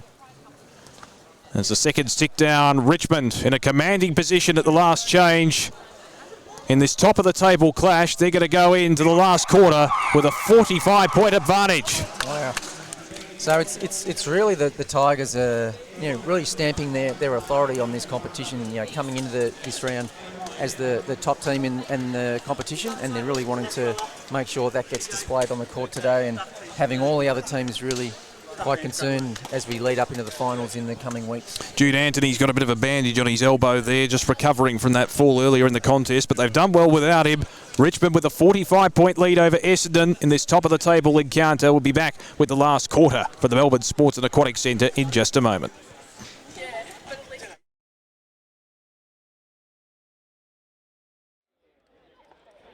It's not over yet. Said it's not over yet. No, you do not stop. No, do not stop. Right. Do not stop.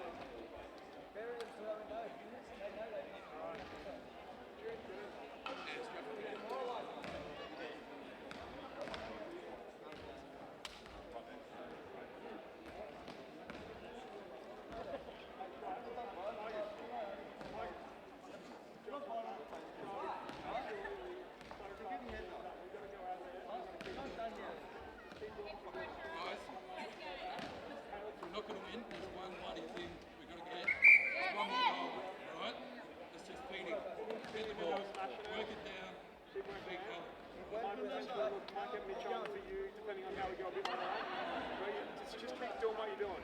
Keep put them under the blowtorch. Yeah? Yeah, put them under the bloody blowtorch. Yeah? 45 points, guys. Yeah, they won't be happy with the Mercer rule. Let them know about it. 45. Right. All right. That's what I'm saying. Get the Mercer. Be more defensive.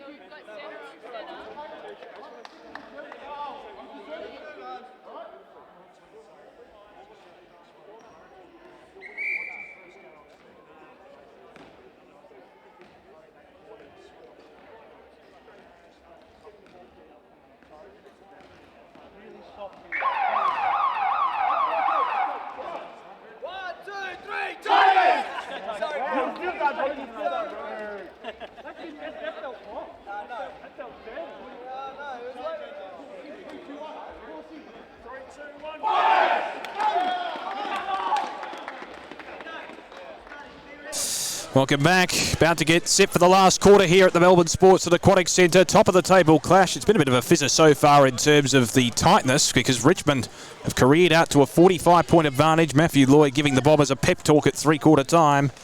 Can they lift? Could make all the difference. Louis Rose gone into the centre. Will contest against Shadwell. Yeah. A height disadvantage, so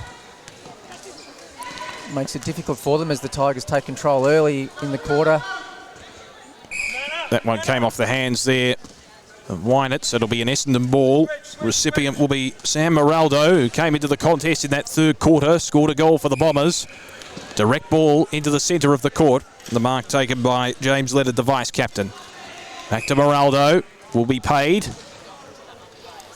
So I think what the Bombers need to do is just demonstrate that they can control the ball in passages, so that obviously I don't think they're going to make up the difference to come back and win the game, but I think what they need to do is have some confidence that they can at least control the game as they do lead up into the finals in the coming weeks.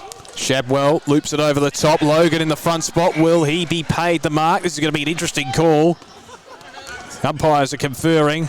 Player in front. Logan gets it for the Bombers to the raptures of the crowd. Player in front gets it. So Logan with the short one to Leonard. Looks inboard back to Logan with the 1-2. Shoots for goal! Point. And I think that was a good call from my angle from the goal umpire. The crowd was willing it to be a goal. It could have easily succumbed to the pressure. Yeah, the most exciting point that we've seen today, that's for sure. Mavroudis back into play, finds Shabwell. She's been excellent in the middle for the Tigers today. Shabwell from the defensive third for Richmond. He's got Mavroudis short, elects to go longer and finds Wynant. Just on top of the defensive zone, Shabwell making ground. Finds the space. Loops it over the top. Naidu wants it in the front, but well taken at the back by Leonard. Leonard goes short. Finds his skipper in Rowe. Louis Rowe for the top of the defensive third. Finds the intended target there for the Bombers in Moraldo. Moraldo out wide, back to Lowe. Perito looking to get into the contest here, will take the mark. That's better play from the Bombers, just slowing it down. Can he score from here? Oh, he goes short. Turns it over. Naidu in the road. Naidu from the top of the defensive third can go for goal. It bounces through for a minor. He was trying to go for it again. This time there was a vacant forward third in front of him. So the margin still 45 points. Well, Moraldo's disposal inboard was probably not the best, and Shabwell takes it in front of Logan. Shabwell from the central zone, over the head of Naidu. Just a little bit too much purchase on that pass, and Leonard takes the mark. So 7 minutes remaining. What can the Bombers muster here? Can they lift? Can they make a bit of a comeback? Perito, more than capable of scoring a major. From beyond the centre circle, goes for home. Misses to the left and was lucky. Not even going to be a score, actually. Got the hook going on the big long-range shot. So brought back into play there by Mavroudis and finds Wynant just inside the perimeter here. 6.5 minutes remaining. Goes down the line looking for Naidu. It clean bowls him. Bounces over the back. Moraldo will get there first in the defensive zone for the Bombers. Loops it over the top to Logan. Takes it with ease. Uncontested mark in the central third. Underarm over the top to Moraldo into open territory. Can Perito get there first? No, Mavroudis will see it over. So it'll be a Richmond ball from the defensive line. Recipient will be Mavroudis. Oh, another example there, the Bombers. Just that last handball has let them down a few times today. Just not having the skill to be able to make sure that you can handball it cleanly to a leading forward and then be able to settle and have a shot for goal. Rare error in defence for Richmond. They had to concede the behind as Wynant tried to keep it in play. He's got possession now.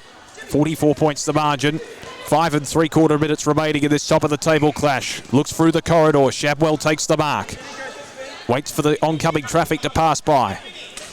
Shabwell out wide, finds Mavroudis. Just inside the field of play in front of Logan. He's done well, Mavroudis, and look at that. Looping pass direct to Naidu, who's certainly within range. Naidu inside the forward zone here. Will go back with a deliberate approach. He's a charismatic figure in this Richmond lineup. Naidu to put the cherry on top of the cake for the Tigers. He's missed. This is to the right. Certainly been a dominant player today. Moraldo brings it back into play for the Bombers. Goes direct down the line. Perito in the front spot takes the mark. Henderson making sure he's not going to go off his mark. Moraldo inboard takes it. The lateral movement. Henderson trying to block Perito's run here. Likewise, Shabwell. Rowe combining there with... how about that? Perito just turning around. He got it originally there. Well, Logan leaves it for Perito. Moraldo is waiting for the hand pass and gets it here. I need to work hard now to try and get a clear space. That's the way. Moraldo out wide to Logan. Just inside. Forward territory here. We'll have to shoot from long range at an acute angle as well. 4 minutes remaining. It's 45 points the margin. It looks a little bit insurmountable from this point. Logan, who's been well held, nullified in his influence. Can he score a major here? Yes, he can. The crowd tells the story, and they get around him.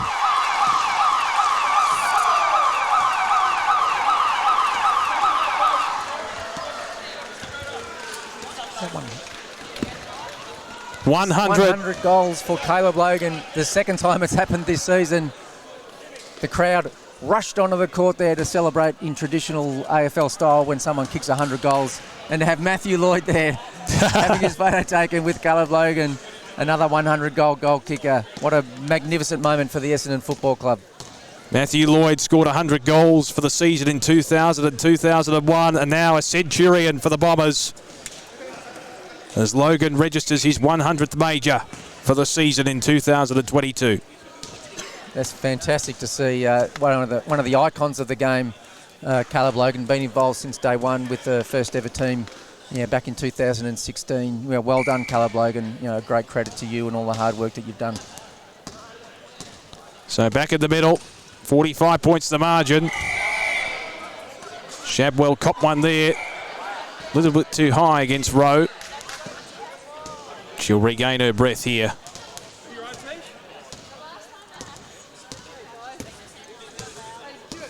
So that's the second 100-goal kicker we've seen this season, with Ryan Smith getting that earlier in the season for the Saints. So, testament to some of the skills and capabilities and the increased scoring that we're seeing in this sport over the years as it develops and the skills get more and more refined.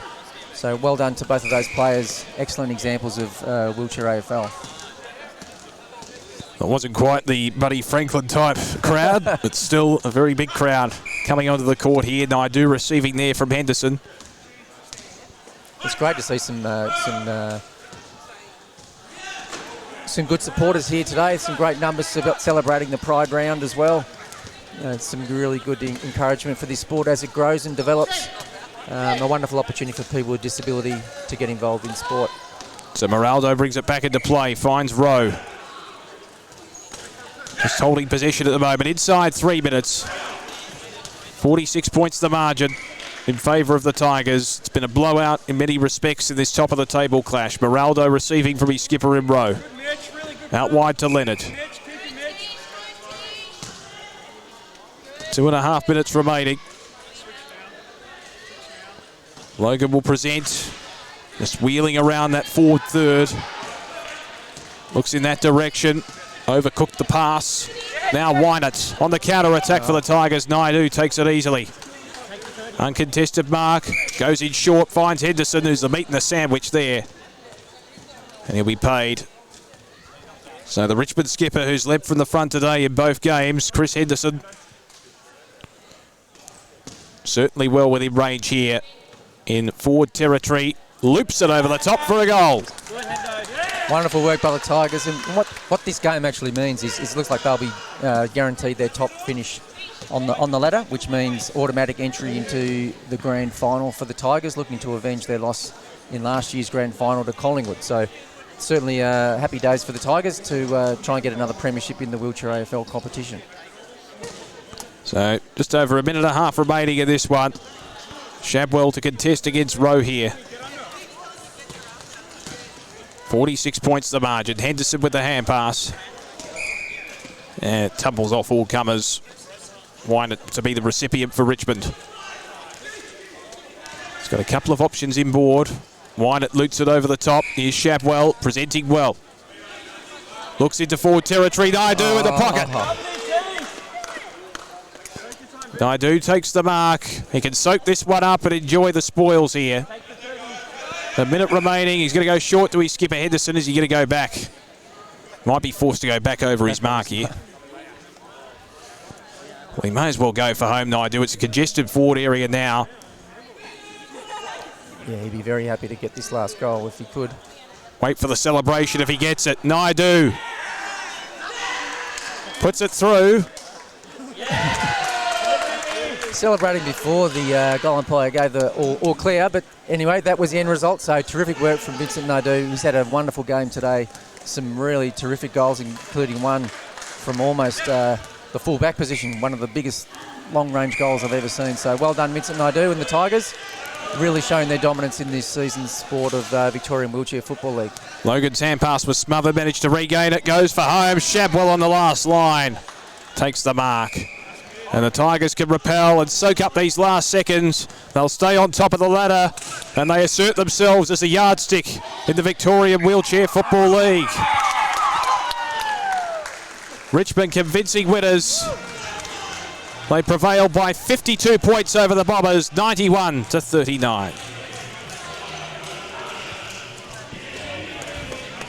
Well, as we can hear the Richmond theme song coming out, we heard the three-quarter time address from Matt Morris, their captain and coach, telling them to keep pushing, to keep fighting, and to make sure that they ground the Bombers into the ground, which is what they did in that last quarter.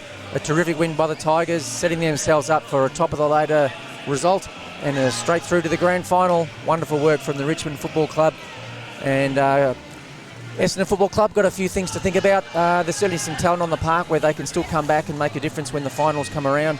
So well done.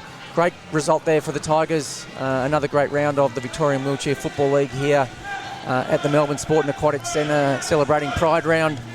Inclusion of sport for people from all sorts of backgrounds. Well done to AFL Victoria, and the support we're getting from the Robert Rose Foundation has been wonderful. I've been here from Richard Amon from Disability Sport and Recreation. We're proud to be a partner of this sport as well. I'll be finished off on my commentary. We'll leave you with Damien for the last game. But congratulations to the Tigers, and we've certainly seen some great excellence of sport on the field today. If you know of any other sporting achievements that you think could be warranted in being celebrated in the Victorian Disability Sport and Recreation Awards coming up later in the year, you can go to the DSR website, dsr.org.au, and submit a nomination by the end of August, when the nominations close for the awards coming up in November. So thank you for having me on board here, Damien. It's been great to see two terrific games in wheelchair football, and looking forward to your contribution in the last game to follow. Absolutely, and congratulations too to Caleb Logan. He's receiving the round of applause. He does a lap of honour. 100 goals to his name. Matthew Lloyd was present to celebrate with him. Speaking of individual achievements, that's one. It's certainly going to be celebrated in Essendon history regardless of who you follow. You've got to admire that sort of achievement.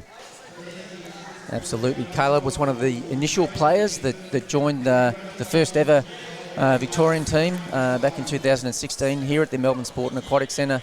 So he's been an icon of the sport since day one, and great to see his hard work being recognised with 100 goals. What a magnificent achievement. Looks as if there's going to be a presentation of some sort here. We're going to do a photo here with Matthew Lloyd, which is fantastic. So it's great to see, again, Matthew Lloyd's presence here, a recognition of the wonderful support that all these clubs have been put into their wheelchair football program. Since day one, it's been great to see the involvement of the AFL clubs, and year by year they get more and more integrated into the operations of the clubs, which is fantastic to see. Well, Richard, thanks again for your contribution and for your insight as well into the competition itself. It's been certainly a great day, a great period to spend with you to get that extra little level of education, particularly for those out there who are not as familiar with this competition. Absolutely. Well, thanks, Damien, and I encourage anyone who's watching, come down and watch when you see the next opportunity, or if you're a player looking to get involved, get in touch with AFL Victoria. Their website's got all the information about how to get involved in this wonderful sport. And let's continue to celebrate sport being able to be made available for people with a disability to live their best life possible. So Richmond prevail with the top of the table clash. A big win by 52 points over the Bombers, 91-39. We'll be back shortly for the Melbourne Sports and Aquatic Centre with the last of our games today as part of Pride Round.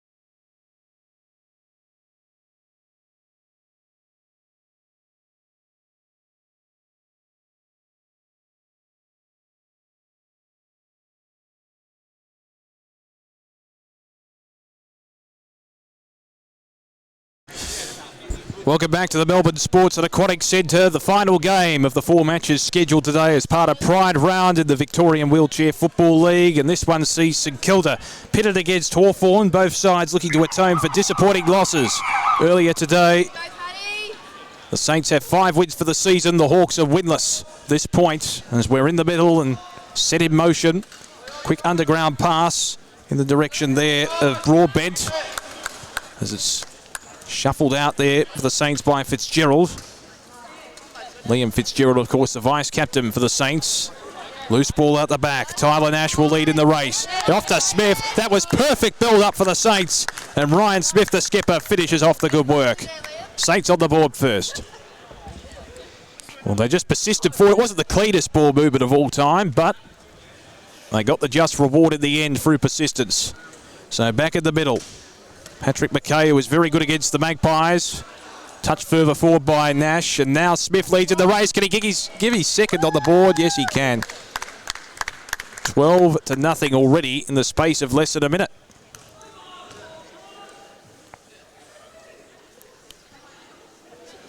So Smith already proving prominent. They've got to tighten up the screws, the Hawks, and again McKay winning the tap.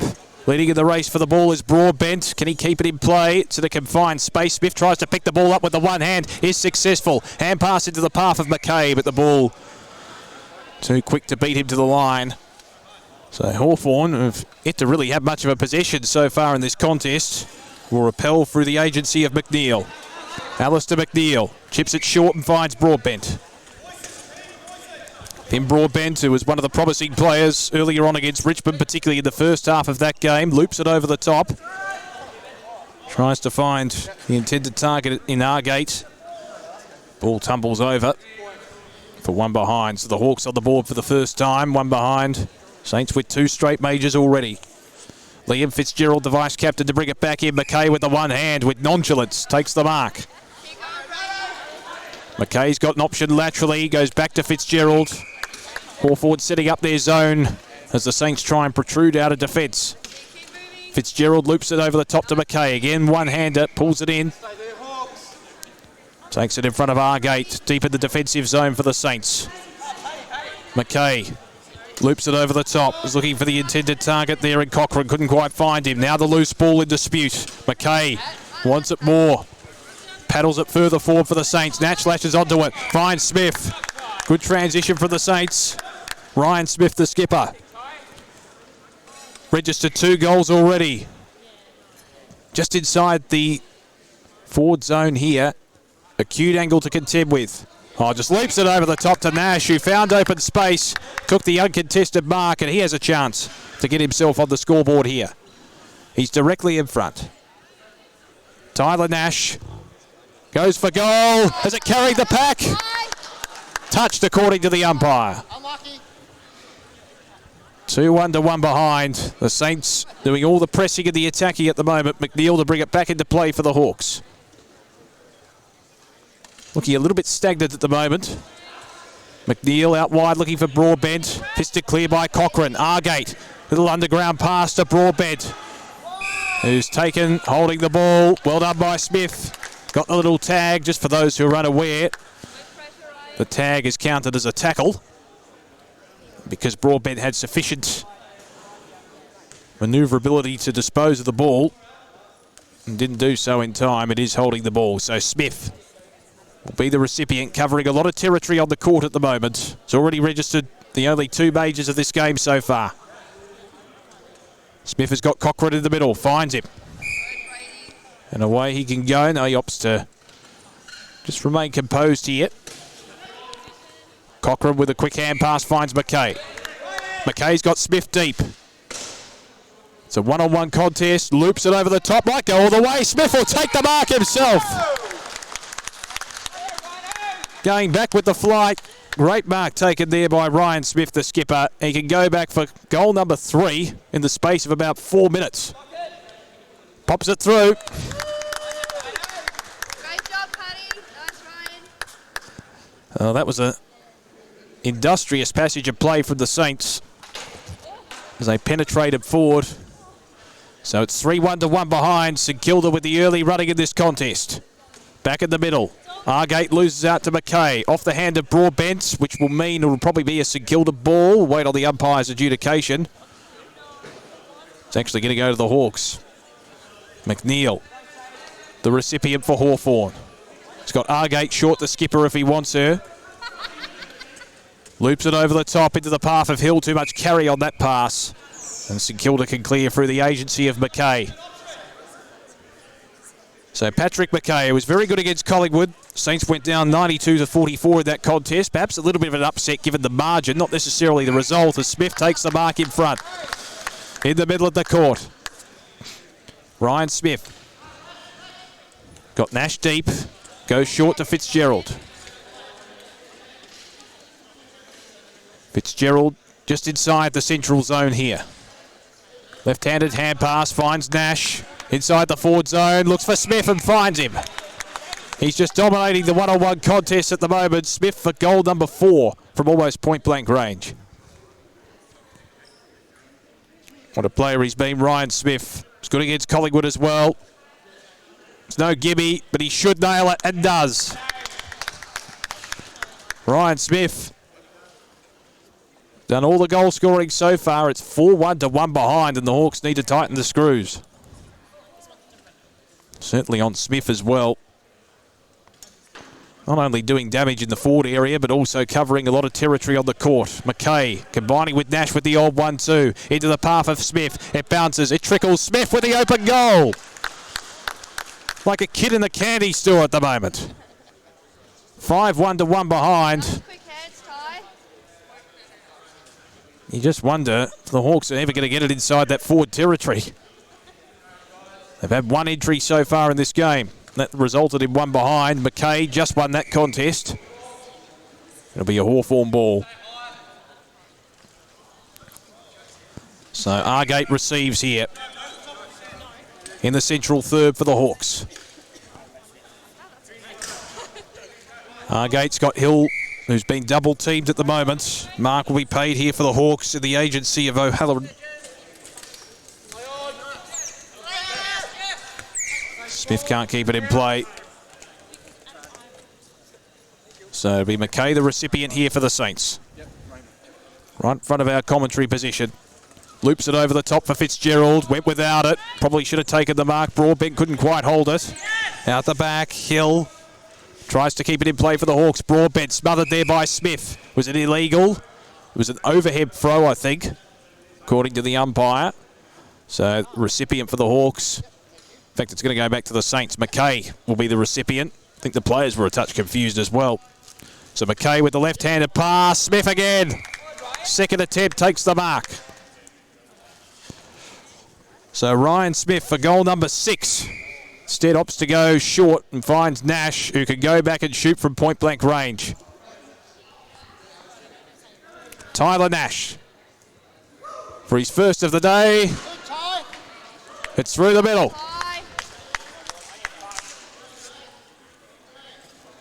Having a few words there with Argate.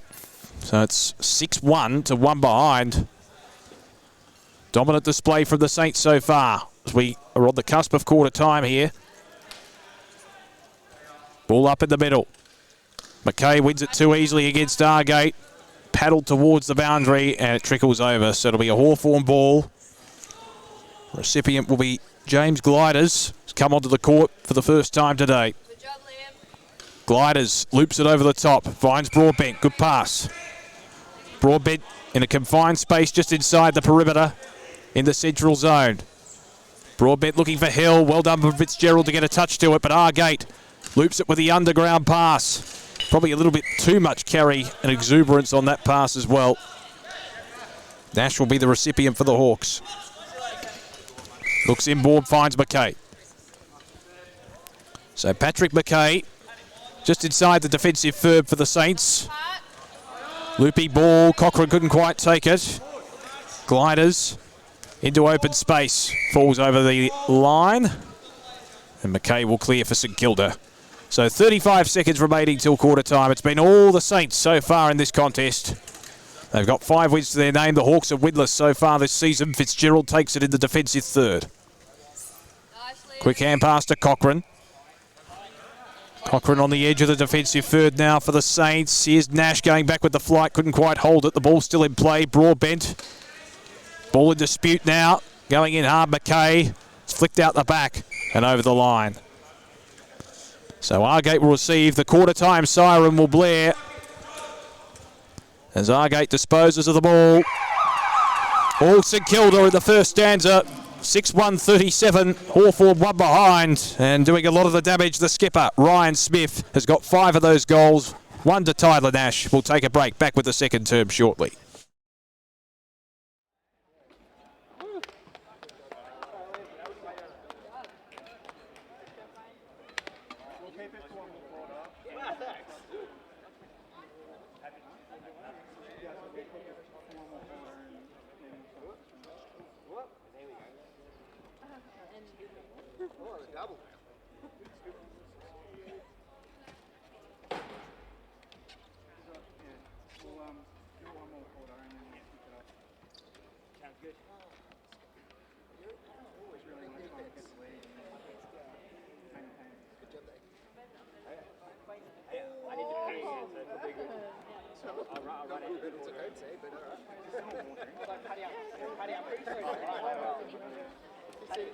Better at me than forward and centre. I'm pretty sure he got wrong. I mean, I've got the middle zone. Yeah, but I think you get reflection very well. that's okay. Yeah. Because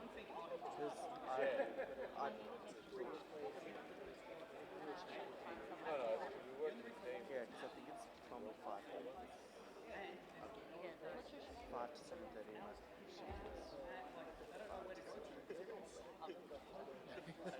You run your replay very well, and I think you've got really great 30 seconds. Yeah, like I love the sound of so much. You guys have so much. Like it's not that they don't do everything; they just don't know.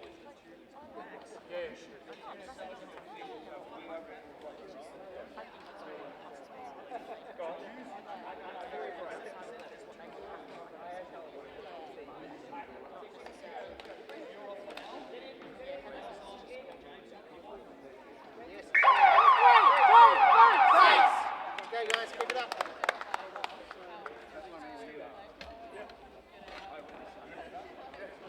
Sorry, guys. Sorry.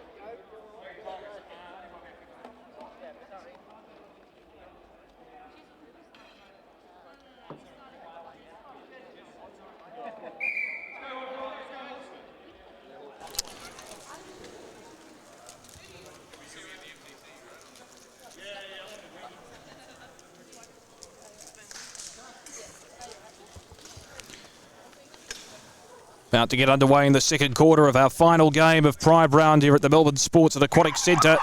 St Kilda with the early running. They lead by 6 goals. 6-1 to 1 behind. McKay loses out on this occasion to his opponent there. As McNeil tried to traverse through for the ball. Here's Smith. Long range shot. Hits the behind post on the full. So it'll be out on the full. Hawthorn free pass. And it's going to be taken here by the skipper and Joanna Argate. It's been resolute. Certainly a keen try today. It was very good against Richmond earlier on. Trying to find the intended target there, and Ingram couldn't quite find him.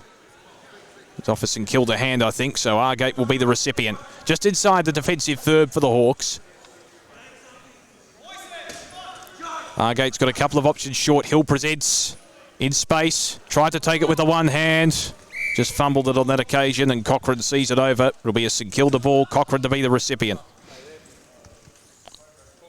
So Cochrane's got McKay laterally, if that's the direction they want to go. Steve Fitzgerald presents laterally.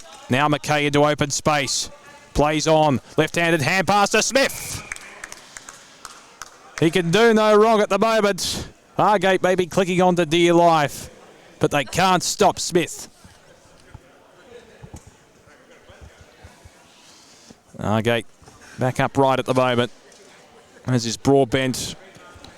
Well, what a performance this has been from Ryan Smith, the skipper, from close range.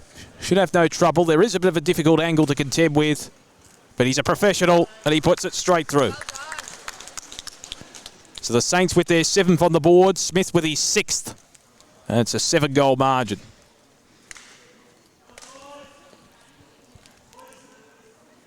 Seven 1 behind, back in the middle. Contesting for the Hawks will be Matty Ingram.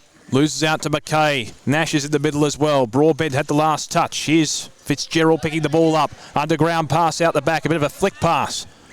It trickles over the boundary. So it'll be Hawthorn possession here.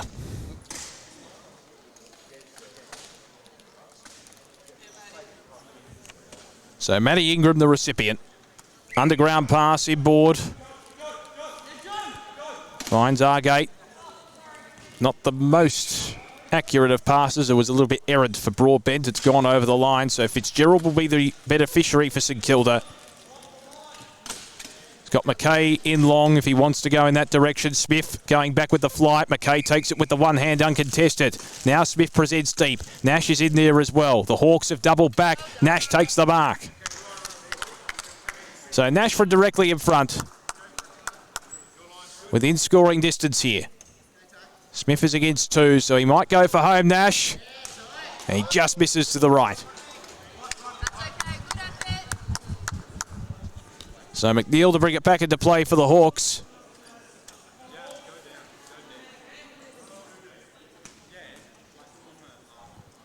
$43 points the margin. It's been an annihilation in St Kilda's favour.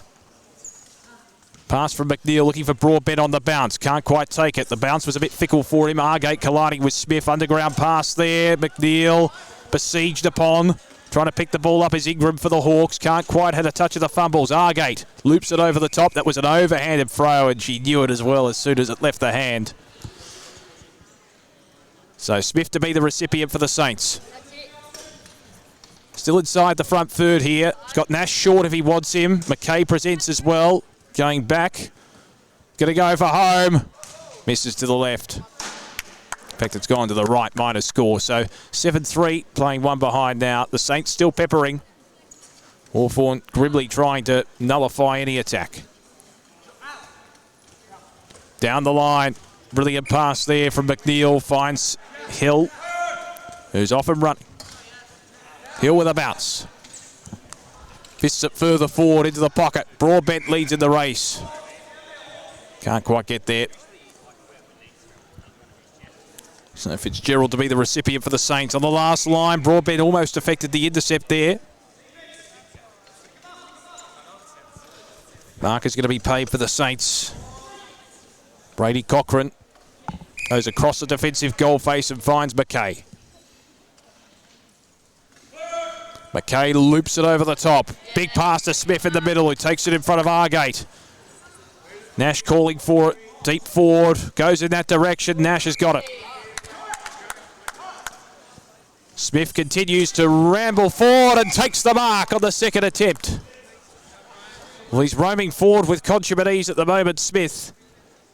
Directly in front. Good combination with Nash. Smith bunts it through for another major. That's their 8th on the board and Smith's 7th, a 50-point margin. We're not even at half-time yet.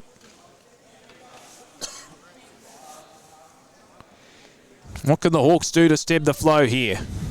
Ingram will have the clearance for the Hawks.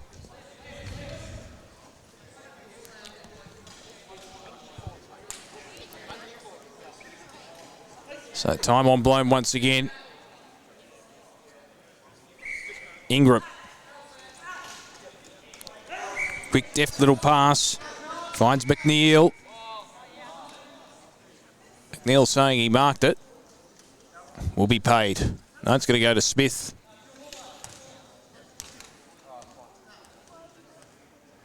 So he's coming back to McNeil.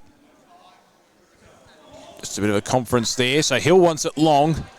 McNeil, long pass, well intercepted by McKay. So Patrick McKay has covered a lot of territory on the court in this game. From the defensive third, looks inboard to Cochrane. Cochrane at the top of the defensive third at the moment. Goes down the line and finds Fitzgerald. Smith presenting, going backwards into the forward territory. McKay again, another touch. McKay from the centre of the court. Out wide, Cochrane. All on their own here, a number of Saints players. Nash takes the mark, robes into the goal and puts it through.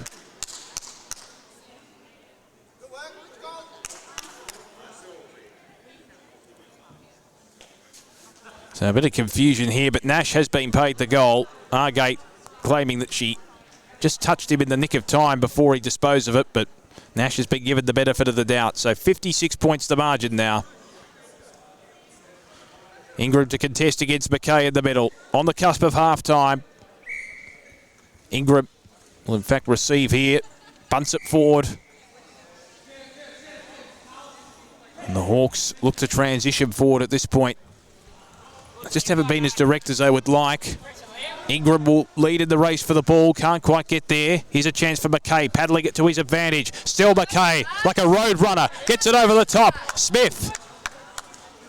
Can't quite get there. It was a fickle bounce. Nash could get it into the open goal. Keeps it in play like a basketball. It did it well to paddle it back into the open territory.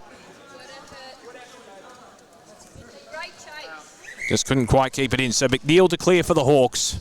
Can they register a goal? McNeil's got Ingram short. Looks in his direction. Nash did well. Tried to affect the tackle. Slapped further forward by Argate. And now Nash retrieves in the central third. Looks to McKay. McKay's got Smith. Long range. Bounces through for a behind. A little bit too much leverage. In fact, they're not going to register it as a score, given it went outside the forward third. So a minute and a half remaining in this first half. 56 points the margin. McNeil to clear for the Hawks once again. He's had to do a lot of work on that last line. Argate takes it. The Hawthorn skipper. Joe Argate. Long range ball. Maybe a little bit too much carry on the pass there and it goes over. So it'll be a St Kilda free. Cochrane to be the recipient.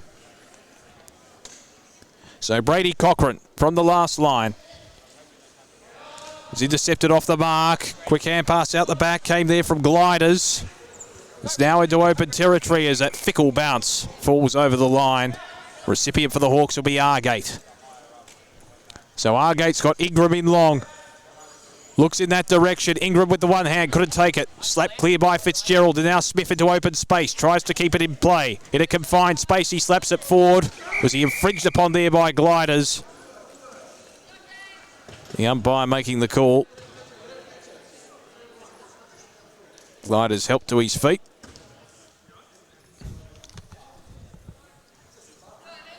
And back into the chair. So a ball up. There won't be a free paid.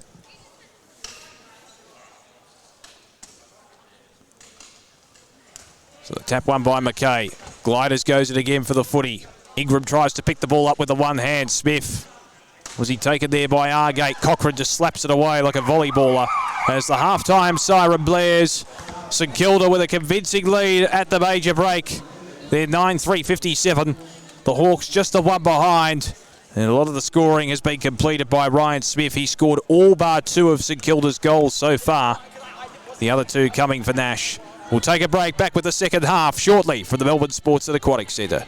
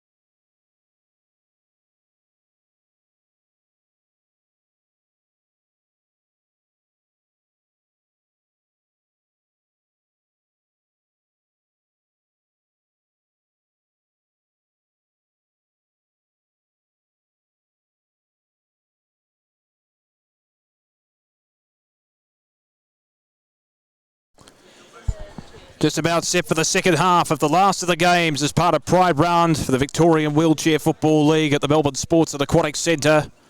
It's the Saints in a commanding position, leading the Hawks by 56 points at the major break. 7 of the 9 goals have come from the hands of the skipper in Ryan Smith. As we get underway, here's a chance for the Hawks. First major potentially here through the agency of Broadbent. They won the quick clearance. Broadbent from point blank range. And the Hawks finally on the board. They're 1-1-7. The Saints 9-3-57. It's taken just over a half, but they finally got a major. Good reward too from Broadbent. Worked hard against the Tigers in game 1 today. So it'll be Hill with the clearance here for the Hawks. It's got Broadbent deep. He looks in that direction. Broadbent too easy. Open goal. Second in a minute.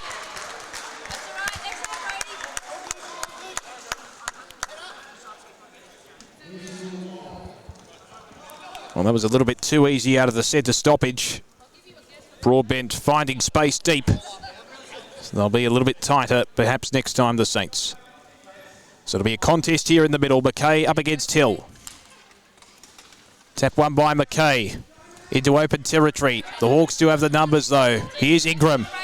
Underground pass, a little bit too exuberant there. Broadbent will try and keep it in play valiantly. Not quite successful. So Nash to be the recipient for St Kilda. He's got Cochrane short.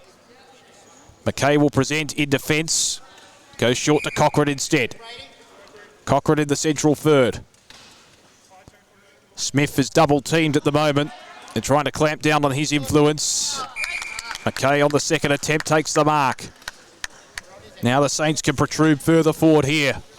Short pass to Cochrane.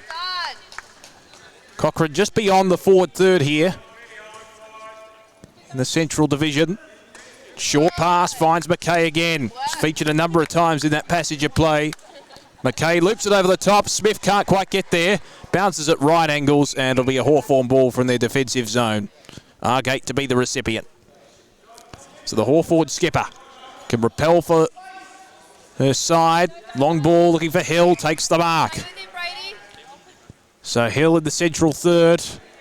Can continue to the transition for the Hawks here. Argate going backwards to go forwards now, the Hawks. Argate's got Ingram out wide. Hill presenting short. Broadbent offers a lead. Argate short to Hill. On the central wing area here at the Melbourne Sports and Aquatic Centre. Long looping ball over the top. Can Broadbent provide his third goal within the space of a few minutes? He's within range. He's got Hill short. Broadbent goes for home. Fortunately, hooking it to the left. No score for the Hawks. So Cochrane to clear for St Kilda. He's got McKay short, looks in that direction, plucks the mark. McKay deep in defence for St Kilda. Nash will provide an offer, a lead. Looks to go back to Cochrane. Takes it just inside the defensive third for the Saints. They're working it methodically forward here. Cochrane got Nash short. Just lost the handle on that one. Argate slaps it further clear. Now Hill, underground pass. We'll get it back. Hill looks in the Broadbent direction, but that's an overhanded pass, which you're not allowed to do. For those just tuning in, unaware of the rules, has to be an underhanded pass, not an overhanded pass to be legal. McKay loops it over the top to Cochrane, who's featured prominently in the last few minutes. Cochrane from that central wing area. Good smother there from Hill on the mark. There is support, though, for the Saints. Nash with the touch of the fumbles, but regains it. Has enough time to size up the options. And McKay takes it in the central third. So McKay has got Nash short. Finds him. Nash with a good mark in front of Hill. Back it comes to McKay. Looping pass in the Smith direction. Can't quite hold it. Good sport at the back from Ingram, but chopping of the arms, according to the umpire. It's really hard to repel that sort of delivery. So Smith inside the central third here for St Kilda. He's been dominant. Scored 7 of the 9 goals so far for the Saints. From long range, goes for home. Well done from Argate on the line. Now that's cannoned into the behind post, so it won't be a score. Because it came off Argate's hands, it's a St Kilda ball. So McKay Hand pass a little bit errant. Into open space. Smith tries to keep it in play. Can't quite pick the ball up. That's a clear overhanded pass. So Hill to be the recipient for the Hawks. Has to go back over his mark. It's going to actually go back to McNeil here. So McNeil. Give it back to Hill potentially. Was a little bit indecisive. The bounce a bit fickle for Broadbent. Tries to keep it in play. That's gone out. Broadbent reckons it didn't go out. McKay. Ball up will actually be propelled here because there is dispute as to whether it actually went out. So McKay wins the tap. Argate had a touch of the fumbles. Has Hill in support. Underground pass to McNeil. Looping ball over the top. Probably not the best delivery of all time. It tumbles out in front of Nash. So Nash to be the recipient for St Kilda. He's got McKay short. 4.5 out from three-quarter time. Nash short. Combines well with Cochrane. Margin at present 44 points. The Hawks have booted a couple of goals and a penalty as well.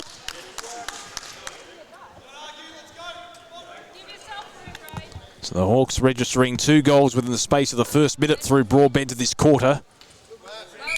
Quick pass from Cochrane. Finds McKay. Broadbent on the hammer of Cochrane, who holds the mark. So Cochrane with the short pass. Well done for Broadbent to effect a bit of a spoil. McKay with an underground pass. It's over the line. So McKay will still be the recipient because it came off a Hawthorn touch. Here's Nash going backwards to go forwards the Saints. Smith has been double teamed inside the forward zone. Cochrane presents short. Nash elects to go longer to Smith. It's a fickle bounce and it tumbles out of play. So Argate to be the recipient for the Hawks. They've stymied Smith's influence here. Long ball from Argate, intercepted by Smith this time. Within range 2, just inside the forward third. He'll line up from the central third. So Smith. Long left-handed hand pass towards goal. Argate did well on the line. I think that was touched. One behind. So Argate to clear for the Hawks. The skipper, short pass, finds Hill. Hill loops it over the top. Broadbent takes the easy mark. Then Cochrane to the ball. Broadbent chips it over the top, finds Argate. Now the Hawks with quick transition here. Broadbent's double team. Back it comes to Hill. Protrudes through. Broadbent did well to lead because there were 2 players on him. Broadbent inside the forward third. Can shoot from long range. For his third. Misses to the right, and I think he's missed everything by the looks of it. So McKay will clear here for the Saints. McKay with a short pass to Cochrane. Cochrane's been good since quarter time. Deep in defence for St Kilda. Probably didn't have to do much in the first quarter because it was predominantly in the forward territory for the Saints. Here's McKay again. Been a master accumulator in this contest. Rockets the ball out wide to Smith. Smith marks in the centre of the court. He's got a couple of short options. That one bounced off the chest. McNeil goes in to win the hard footy for the Hawks. Loops it over the top to Glider. So a chance for the Hawks on the counter-attack. Gliders. Got Ingram. Not the best of hand passes. And that one comes into our commentary position. It'll be a St Kilda ball. McKay to be the recipient here. Just inside the defensive third for St Kilda. McKay might go back to Nash. He's got a couple of options deeper. Loops it over the top. Looking there for Smith, who's caught behind. Ingram did well to get to the front spot. Ingram paddling it to his advantage. Underground pass. Very clever out wide, looking for Broadbent. Had a touch of the fumbles. McKay came in. I think it may have been off McKay. It was. So McNeil to be the recipient for the Hawks. Over the head of Smith, who did get a touch to it. It'll be a Hawthorn ball as it trickles over the boundary. Coming onto the court for the Saints is Nathan Tanner. Ingram with possession here for the Hawks. Hill presents as a long-range option. He looks in that direction. Hill takes the mark. Broadbent looking to go forward here. Hill goes long, Broadbent to the one-on-one against Nash. Can't quite trap it. Here's Gliders. Picks the ball up, chucks it out, and eventually it falls off hands over the line. So it'll be a Hawthorn ball here. It was off McKay, so Hill to be the recipient. Goes back to Broadbent, will be paid the mark. Just inside the perimeter. Three-quarter time siren sound, so a chance here for Broadbent after the siren to register his third major. He scored the only two for Hawthorn so far. Acute angle. Goes for home. It's not a bad effort, but it's just missed to the right. Only a minor score. The Saints with a commanding lead. Weren't as dominant in the third quarter, but still, they lead this contest by 44 points. They're 9-4-58. The Hawks at 2-2-14. Be back very shortly for the final quarter.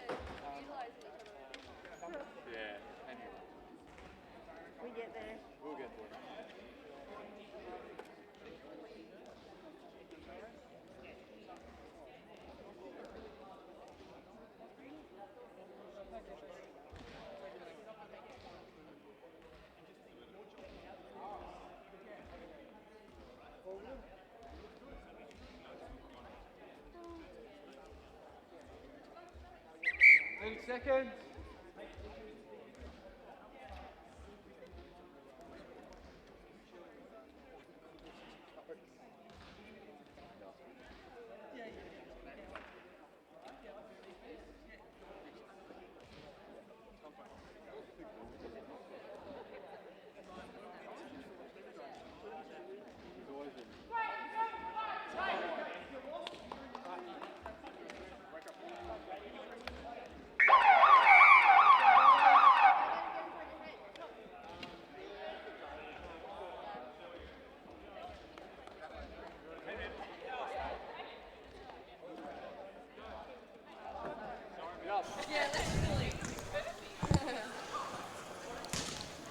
About to get underway for the start of the last quarter, and the last quarter of all four matches as part of Pride Round in the Victoria Wheelchair Football League. It's been a great event today at the Melbourne Sports and Aquatic Centre.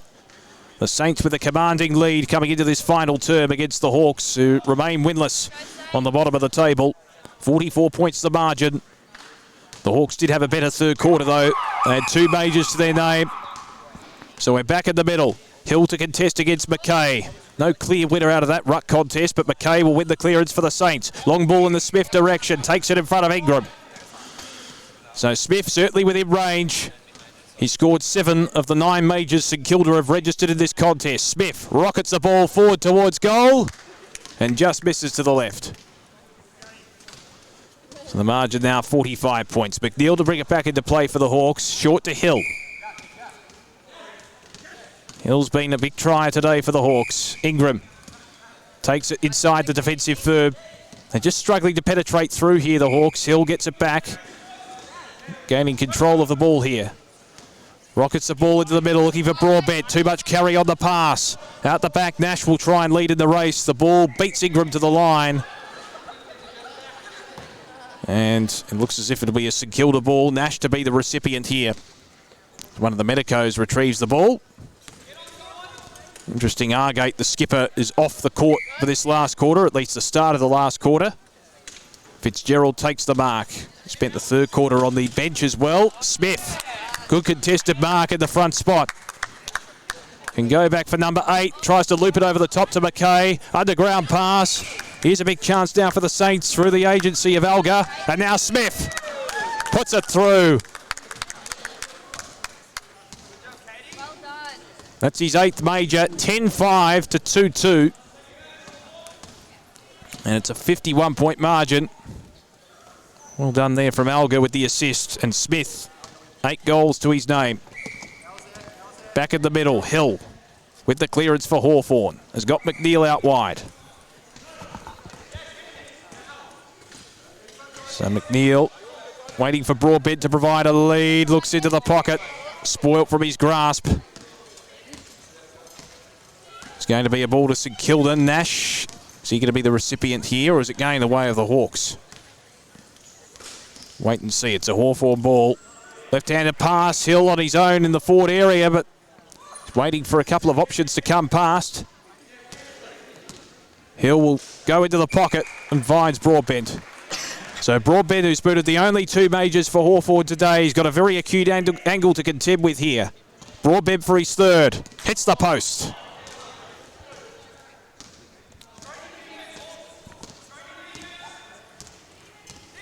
So Fitzgerald to bring it back into play for St Kilda. He's got Nash out wide, finds him. Nash in the defensive zone. 7 minutes remaining. It's a 50-point margin in St Kilda's favour. Nash across the defensive goal face. It's a risky ball. McKay tries to keep it in. Slams it into Broadbent. Underground pass. Looking there for Hill, but couldn't quite find him. Nash sees it over. So Nash to clear for the Saints. He's got McKay as a long option. Loops it over the top. Fitzgerald can't quite take it. Tap to his advantage. Miscues the pass. Broadbent slams it forward towards goal. Misses to the left. So the margin now 49 points.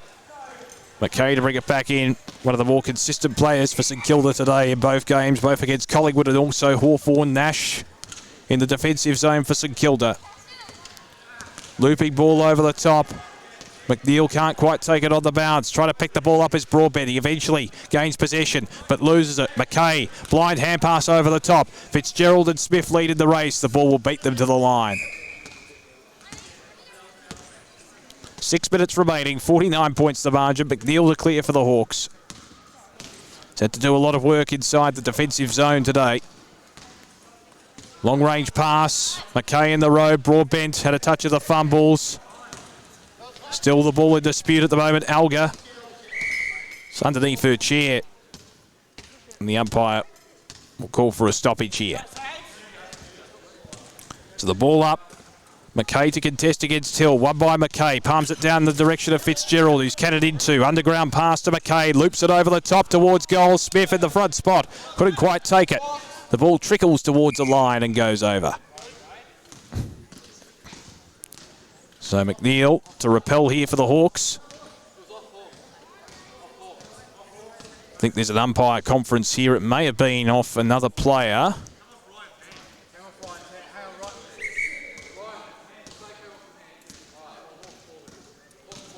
So it is a Hawthorn ball now. They're just conferring and confirming. So McNeil to clear here for the Hawks. Rockets the ball out to Broadbent. Hits him on the chest. Hill rockets his way down towards the forward line and presents here. Tries to take it on the bounce. Slaps it back to Broadbent. That may have been an overhanded pass. It was. He knows it too. Has a wry smile on his face. So Fitzgerald to be the recipient in the central third for St Kilda. He's got Smith long. Smith is double teamed. McKay had a bit of a touch there and it falls out. So Hill to take it for the Hawks. Hill gains a bit of territory into the path of Broadbent. It bounces towards goal. It won't be a score because of the territory but covered. So McKay to bring it back in for the Saints. He's got Nash in open territory. Takes the mark in the defensive third. Nash has got McKay presenting for him. He wants it, but Fitzgerald is the likely option in the end. Fitzgerald could go down the line here. McKay will present on the outer side. Bit stagnant in terms of the approach here for St Kilda. McKay, not the best pass from Fitzgerald. It bounces out of play. So we've got 3.5 minutes remaining. Saints leading by 49 points. Hill receiving from Broadbent.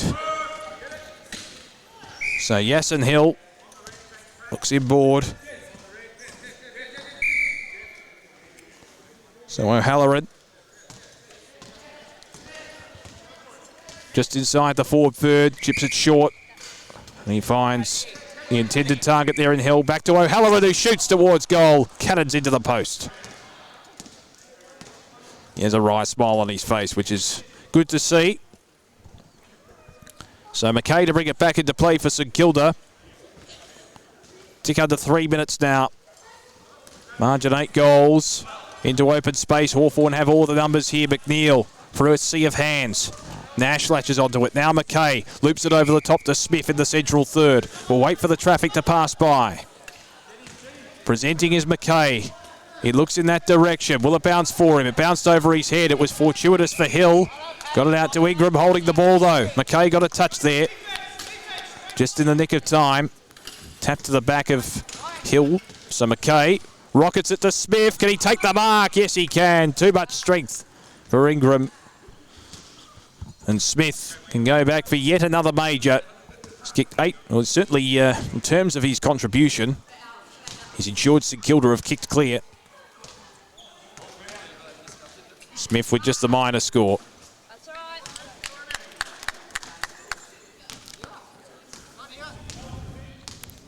He certainly bolted clear of his opponent Ingram on many occasions. Smith, 49 points to the margin. Just under 2 minutes remaining until the end of this contest.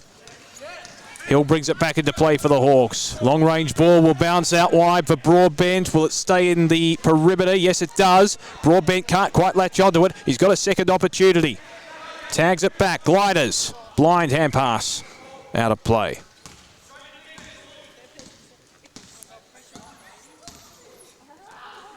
So McKay to bring it back in for St Kilda. Minute 25 to go. Loops it over the top to Nash. Takes it just inside the defensive third for St Kilda. Great win for the Saints. They have 5 wins to their name coming in to this game. They were soundly defeated by Collingwood earlier on, which they probably wouldn't have expected to that degree. Cochrane feeds it out wide to Nash. In the build-up to the finals, it's good to build as many victories as possible. Cochrane presents for Nash. McKay takes it. Still inside the central third. 50 seconds remaining. Is there time for one last goal? McKay finds Cochrane. So Cochrane certainly within range here, directly in front.